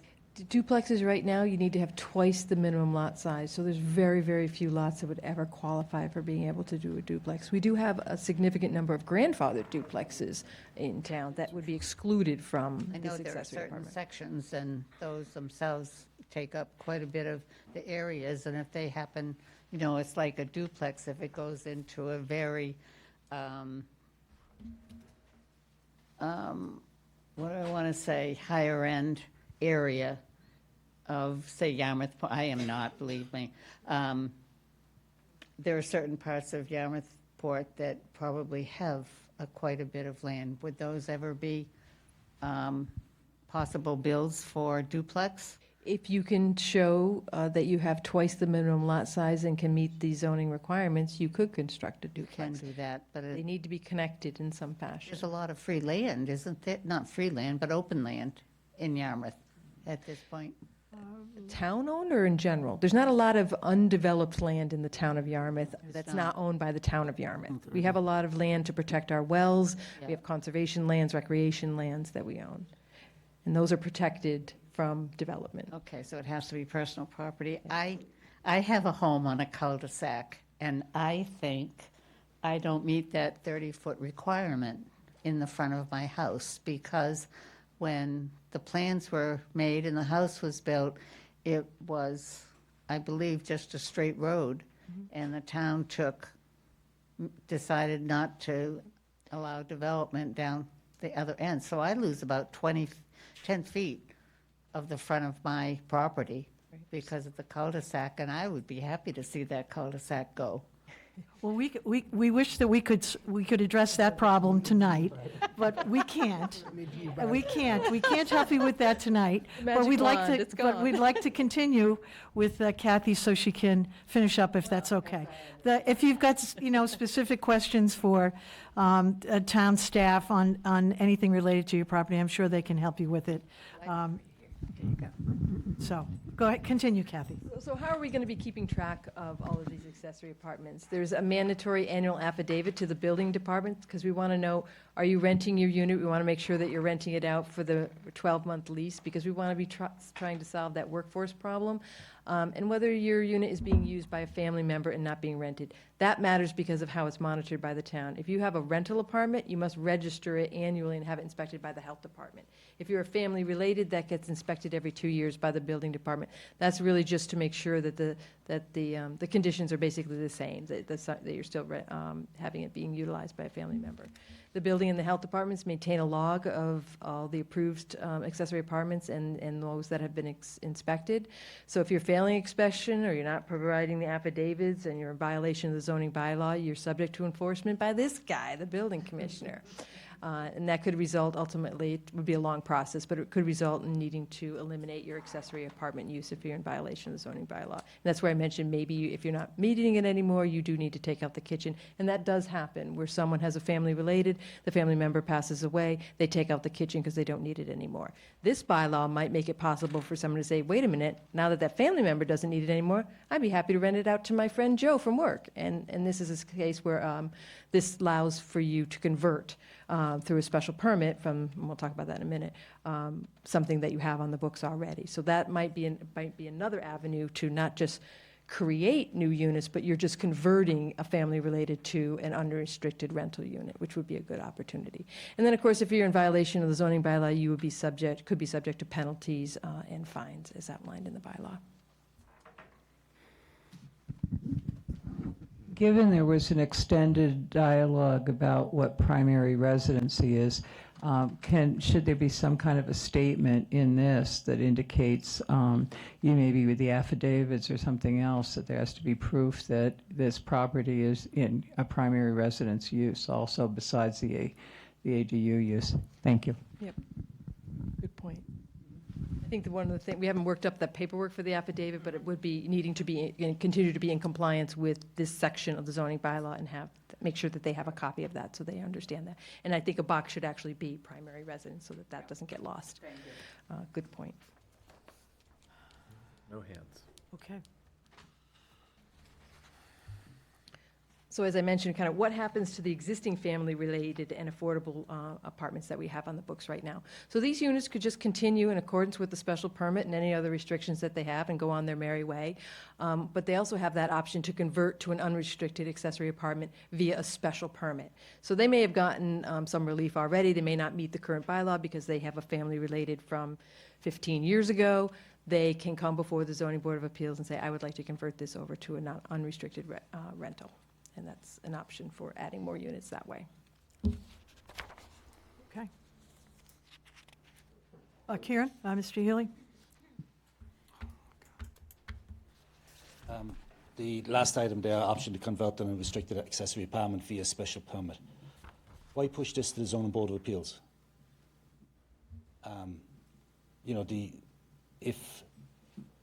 What information is somebody going to present to the Zoning Board of Appeals that's going to let the Zoning Board of Appeals say yes or no? I don't think it should be in their hands. I think it should be a different mechanism, either by right or by maybe the planning board, but why put this in front of the Zoning Board of Appeals? Because in fairness to the Zoning Board of Appeals, they're charged with enforcing the zoning bylaw to the best of their ability. A board like the planning board is looking at the things in long-term future planning, a different mentality entirely. And I just don't think this should go in front of the Zoning Board of Appeals. Can I make a comment there? Just quickly, I think when we discussed that, I think it was a conversation of change in use, and that's why we thought we ought to go back to the special permit discussion. We felt that because if you were changing it from family-related to now it's open rental, anyone can rent, we have no restrictions at all under this current draft bylaw.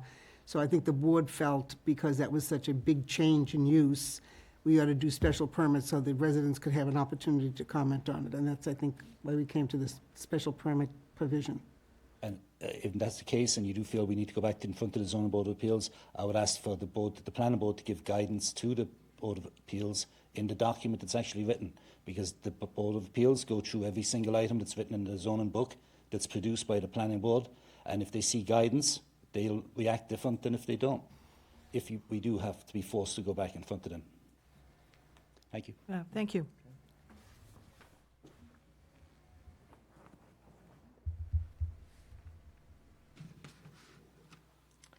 And then, oh, I'm sorry. Mr. Healy. Those particular units that have gotten approval from either an accessory or family-related apartment, they would have a deed restriction on the property. What would be It's not restricted. The deed's not restricted. the Is there a question there? I'm not sure what the question is. One of the things that the special permit would help do is like remove that declaration of covenant that is on family-related apartments, because that's registered at the Registry of Deeds. So the special not on permit the deed. is out there that says this can only be family-related, so you need to fix that somehow. And I think most people, when they're selling their property, their lawyers go to the Barnstable Registry of Deeds, and they want to see that's been cleared out, and that now that you can use this as an unrestricted rental. And the language for that would be in this. It's the conversion, that's where the special permit, yes. And town council had mentioned that he could offer some guidance on the language for that. For the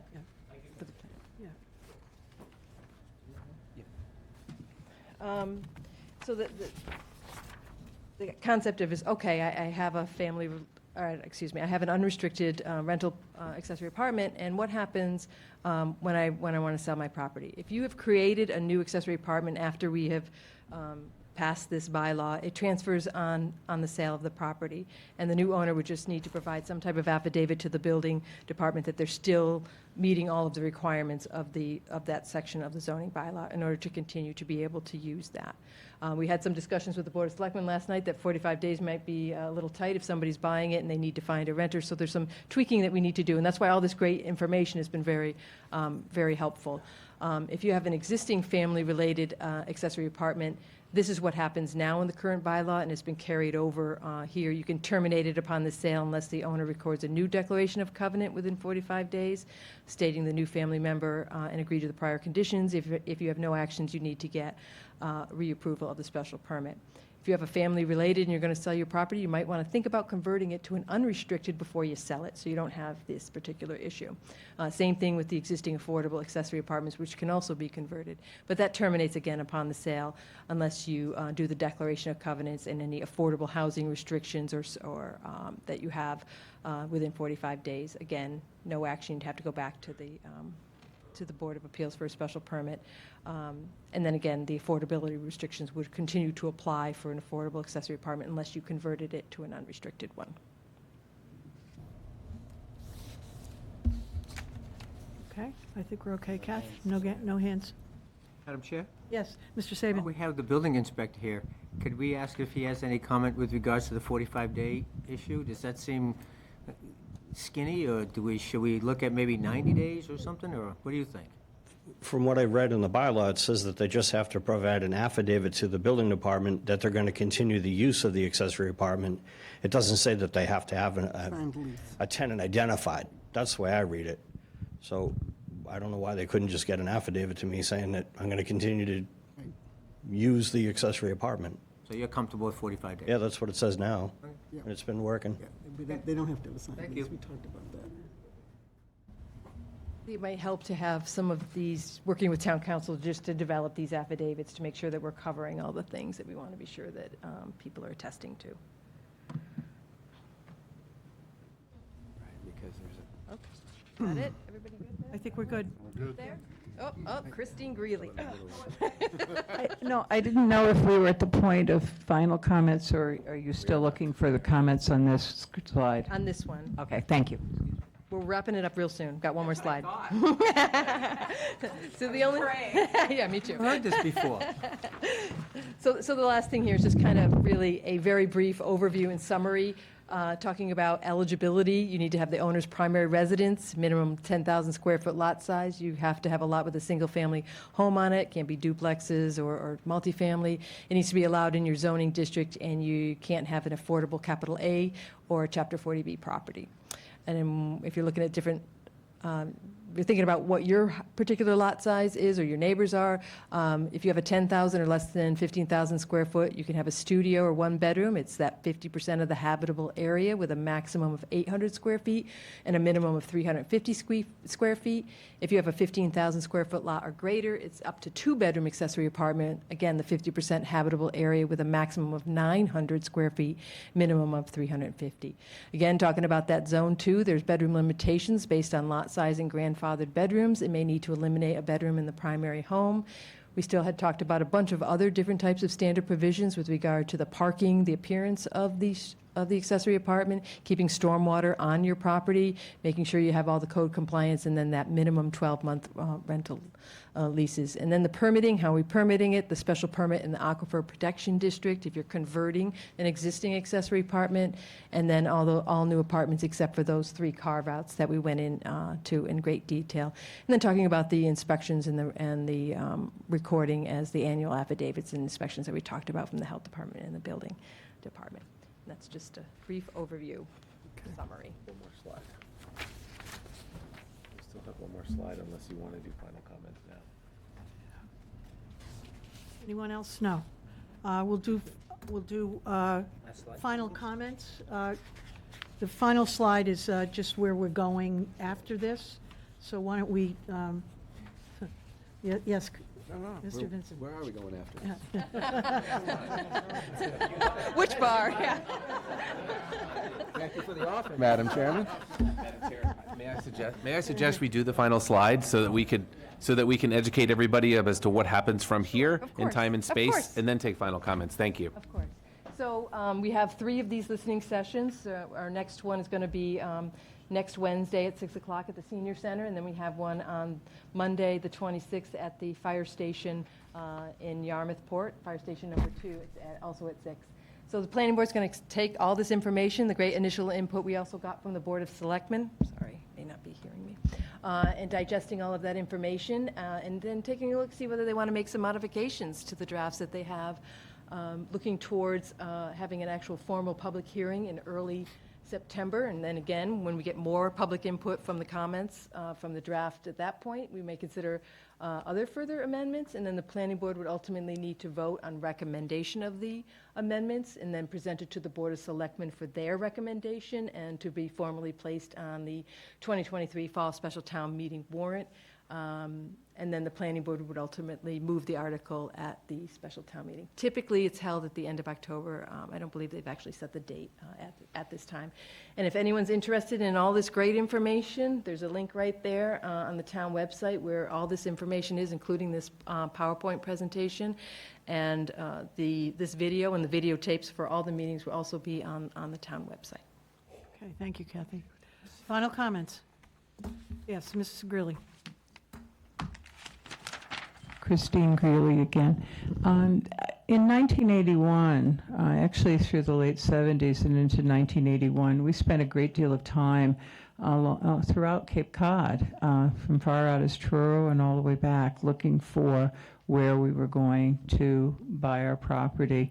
And one of the things that I have to admit would influence our decision in that had to do with the character and the appearance of the neighborhood. We weren't interested in being in places where there were multiple units on properties, things like that. And I have a lot of concerns. First of all, I want to tell you how much I appreciate the incredible work that you people have done. I've been to a lot of your meetings. I know what you've been doing. I know the long hours and how very different what is being presented to us is than what was originally on the table way, way back then. So that I have an appreciation for. But I also feel like, and I've heard some comments here today that would lead me to believe there is a contrast between what someone who's chosen Yarmouth to be their home and the appearance of the neighborhood and the quality of life that they wanted within the neighborhood versus someone who's perhaps a commercial developer or a developer of properties that is looking at it in a different way. So I really appreciate the issue of the primary residency. I do think that needs to really, really be reinforced within this. I also think that that therefore means that there is a rental agent in the property, because unfortunately, as we are starting into these summer months, we see what the turmoil is in a lot of our neighborhoods as of Memorial Day weekend, with the amount of cars parked and the people and the noise and the changes that are taking place in the neighborhood. So the idea of having someone live also in that residence, it's being rented for, and particularly for a year rather than just a regular turnover, is exceedingly important. Secondly, I do think that the whole issue of the enforcement, because you've really outlined very carefully what is going to happen in terms of permitting and other things that need to take place, However, I think that a lot of our town departments are already seriously understaffed and overworked in terms of permitting and enforcement and inspections that have to take place. And so that really concerns me when we say, sort of enforcement. I really think we need to take a look at, what is this going to be costing and what is this going to be doing to some existing staff who already have a lot of issues to deal with in this town. I also am very concerned about the issue of the term of by right, because to tell you the truth, I don't want to wake up some morning and find a construction crew next door in the property next door to me suddenly putting something in there that I've had no notice and no opportunity to know what's going on. And I've got to tell you, I know the term NIMBY is always used a lot. I happen to want to listen to NIMBYs because they truly understand what the nature, character, and the implications for what happens in a neighborhood or on a property are. That I think that's very important feedback we do want to hear. So sometimes when there's zoning or other kinds of things that come forward for Yarmouthport, even though I'm in West Yarmouth, I want to hear about what people in Yarmouthport are thinking, feeling, or saying. So I'm very concerned. I keep wondering if there isn't some kind of middle ground that indeed people would be allowed to do this, but there needs to be some kind of a disclosure process to the abutters, as things go along. So it isn't simply a surprise that there's something being constructed next door to you or in either both sides of you or something some week. I think there has to be something there. I mean, they still would be able to do this because of the guidelines that are in here, but I certainly don't want to wake up to a surprise some morning, and I don't know how you work on that. And then the other part that I have has to do with a lot of the nature of the land and the kinds of fragility that we're currently dealing with in this town. So the whole issue of the septic systems, and we're looking at, there's a lot of groundwater studies, there's a lot of meetings that are taking place right now about the implications and so much of our water and our groundwater in this town, including meetings next week and everything, that, we're adding a lot more use before we ever have septic systems. And we're also parking more cars on properties that are very small with all of the kinds of droppings and things from both gasoline, oils, even the rubber tires, things like that. And so I'm very concerned about some of the environmental concerns, particularly when you're looking at lots so small as they are. But as I said, I appreciate the opportunity to raise these issues with you, but I do speak to you as a resident who loves this community and has since 1981 and made a commitment to it. And I really don't want to see, a lot of things sort of changed into one, giant sort of apartment complex going on, because we're looking at redeveloping all kinds of properties all over the place for affordable housing. And so I appreciate the work you've done, but I also have some concerns. Thank you. Thank you. Thank you. Daniel Reek, Breezy Point Road. So as someone who has chosen Yarmouth in the last couple of years as the place I want to live with my family, I really appreciate the work you put into this. I think this is a step in the right direction. I want to contrast what the lady just said with the overall issue that housing shortage has become the biggest issue for our society, not only on the Cape, but especially on the Cape. It has huge socioeconomic effects, right? People cannot find places to live, right? Young people, young families cannot find places to live. People who we need to work here cannot find places to live. And I think that is really the primary problem.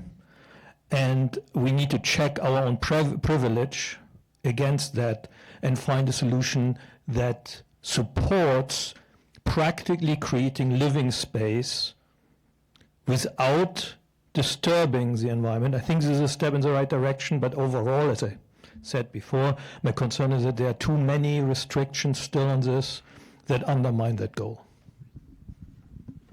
Thank you.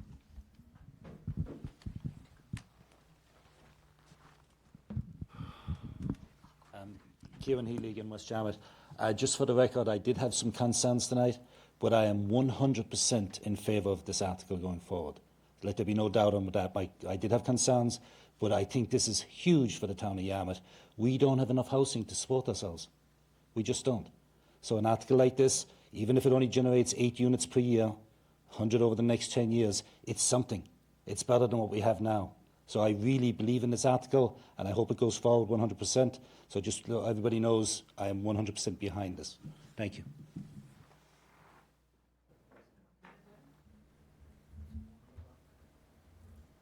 My name is Sharon DeGennaro, and I'm probably not your typical homeowner. I have a brain injury.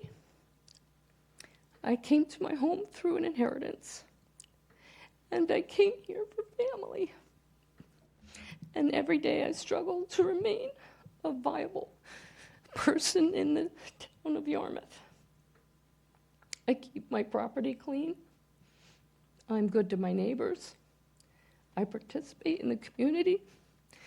I'm part of the 204 in Harwich. I'm an artist, and I have a room there that I work out of. I have a clay studio in my basement. I'm on an extreme fixed, I was going to say diet. I should be on an extreme fixed diet, but nope, different issue. My income is very limited. I don't have 401ks. I don't have retirement funds. But I'm resourceful.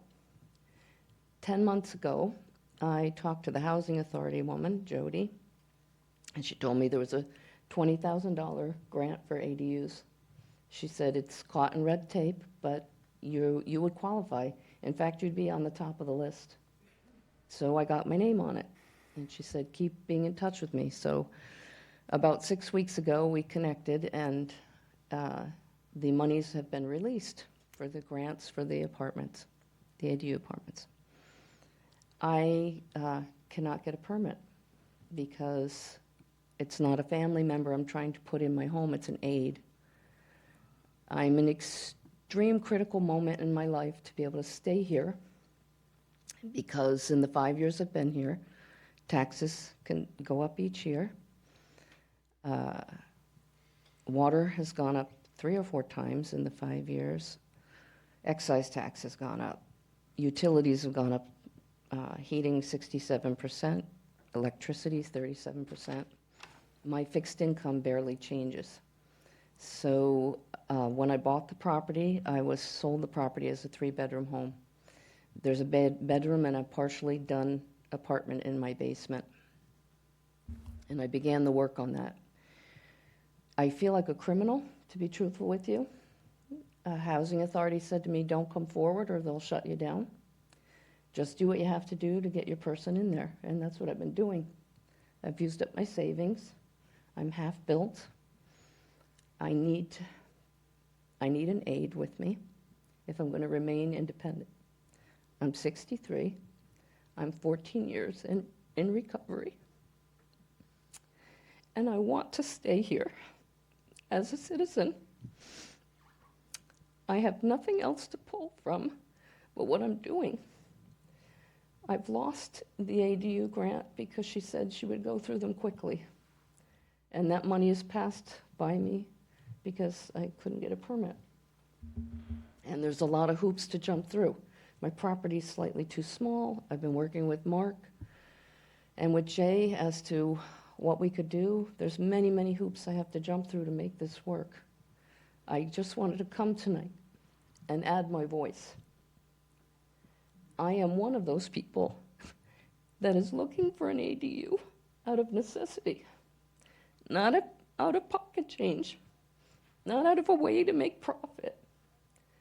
I'm not in position to say, don't I have the most lovely property that I can pay someone to work on, that I can keep and never have to worry about a tenant.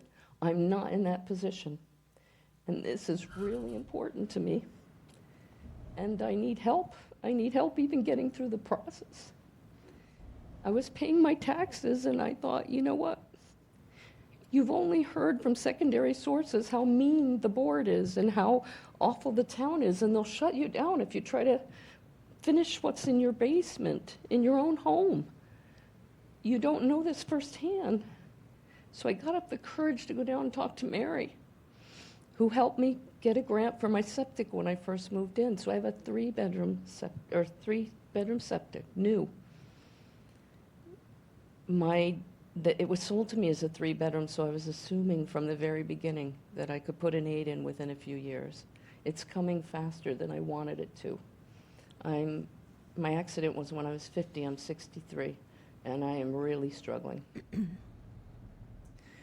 And I lost my train of what I was telling you. Oh, so I came in and spoke to Mary, who said, we're supposed to be helping you, and people like you. So she sent me to Mark and sent me to Jay. And there's a lot of hoops to get through with the current bylaws. And I'm going to keep trying. I don't know if I'll succeed. Mark said to me, can't you just have your 8 as a roommate? I deal with sound intolerance, visual issues, emotional issues, anxiety disorder, all from my brain not operating correctly. And I push to be in society like everyone else, so my brain is tired every day.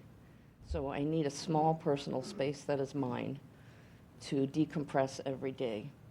There is a bedroom in my basement. There's a partially done kitchen.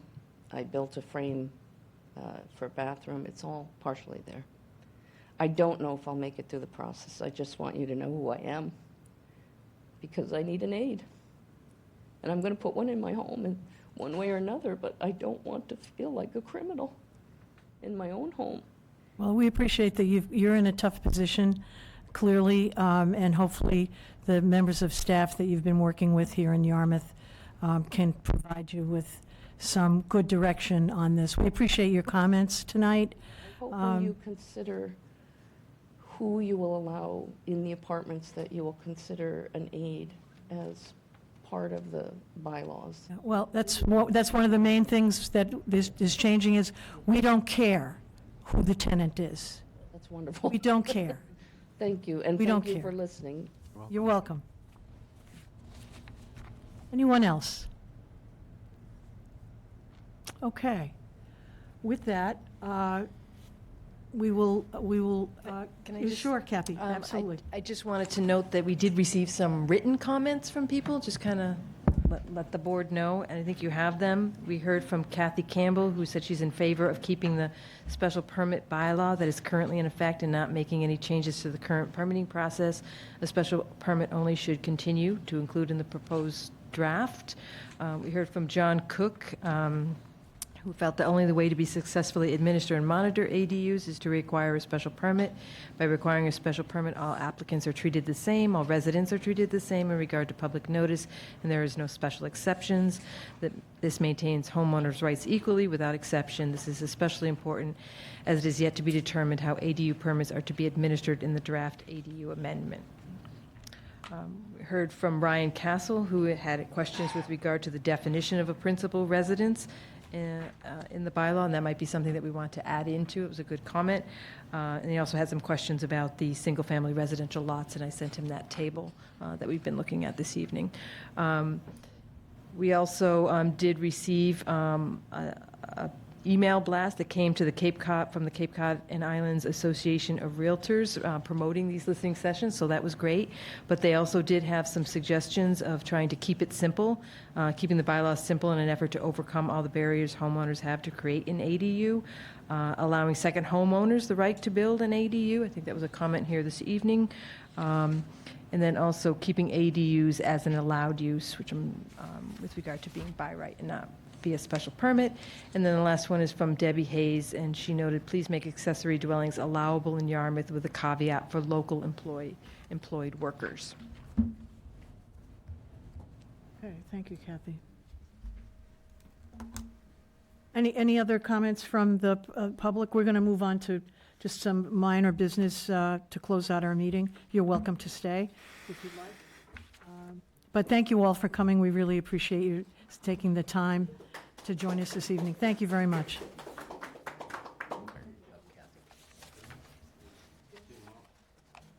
You must be tired. You didn't get home till late last night, too.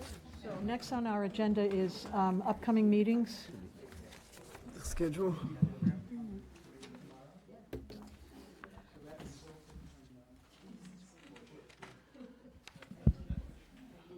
So our next special, second listening session will be on June 14th.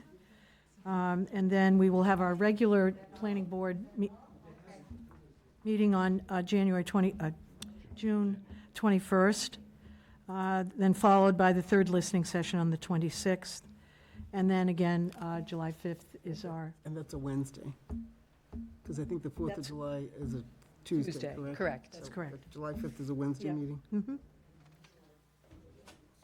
The only thing I might mention is that the June 21st meeting, we did get the application to Mass Housing with regard to the Chapter 40B project at 897 Route 28. And I think that's something that the planning board is going to be looking at on that date to provide comments to the Board of Selectmen before they make their comments to Mass Housing, because they're looking for comments from various local boards, including the planning board. And then I'm also... On that, Kathy, does that go through some kind of site review? We are having site plan review with town staff, which is going to be on June 20th. We're also going to go before the Design Review Committee later that afternoon with the applicant there. I believe the Community Housing Committee is going to be discussing this with the applicant on Monday at 3 p.m., and then the Affordable Housing Trust is going to be doing it the next day. So the site, the thing is when someone submits a Chapter 40B directly to Mass Housing instead of going through like what we call our friendly 40B process, there's a very limited time to provide comments on it. I think obviously the planning board comments would be all about the site layout, the aesthetics, how it blends in, our desire through the VCOD, maybe emphasize the need for mixed use that we've been looking for, not taking up all our commercial property with residential.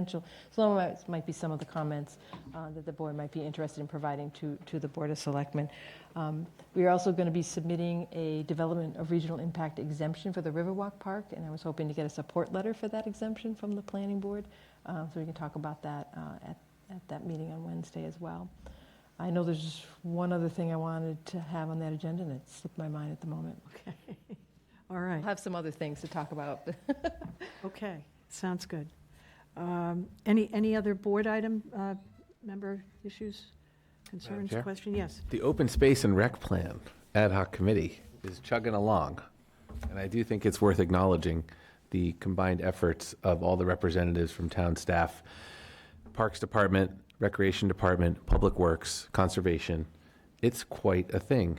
And we just finished our second survey. We are deep into the details of the action plan and all that's associated with it.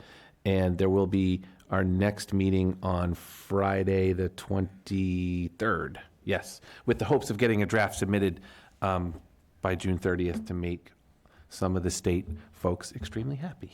So one of the Not things to mention local folks, because that helps us with applying for grants, et cetera. One of the things about the open space and recreation plan is that we're looking for a recommendation from the planning board. So sometime in July, we'll be giving a presentation of the open space and rec plan, hoping to get recommendations of it from the planning board, the Board of Selectmen. We're also going to give it to the Conservation Commission as well. Yep. There you go. Update complete. Thank you. Kathy, did you want to mention at all the LCP RFP? Yeah, we put out the RFP for the LCP and nobody responded. That's awkward. That's awkward. I was going to say, what does that mean? Let me say it in English. What does it mean? Well, I did contact like 3 people that I know and kind of asked them why they didn't apply. And it's all about they're just as crazy busy as we are. And they just aren't comfortable taking on any additional workload. Certainly not something of this magnitude. Maybe smaller projects would be okay. They've just lost staff, and then in addition to having a heavy workload, they're losing staff, and they just don't have anybody on the bench to kind of move forward. Bill Scott, the assistant, I'm sorry, I feel like echoing here. Bill Scott, the assistant town administrator, along with Karen Green, Community Economic Development, and Mary Wagon, did apply for a community planning grant to basically look at our Village Center Overlay District, our mixed use along Route 28. Now that the sewer's coming, what are some of the things we might want to be doing there? Do we want to look at a 40R? So there's some money that could be added to the LCP and make this a bigger project, so it wouldn't be just the LCP, but we would also be concentrating one segment of that heavily on Route 28 and what we're doing on Route 28. So that might, because it's a bigger project, it might be something that could attract more people. Bill's on vacation this week, so we're going to touch base again when he gets back, and I'm just not sure how quickly we're going to hear back on the community planning grant. I thought it was by the end of the month, and if that's the case, then we would know if we have it, and we can start modifying the RFP and going out with a larger scope of work as well as a budget. Madam Chair, may I ask a Thank you. question? Yes. So what are the implications if the LCP gets delayed? What does that mean, and what is the impact?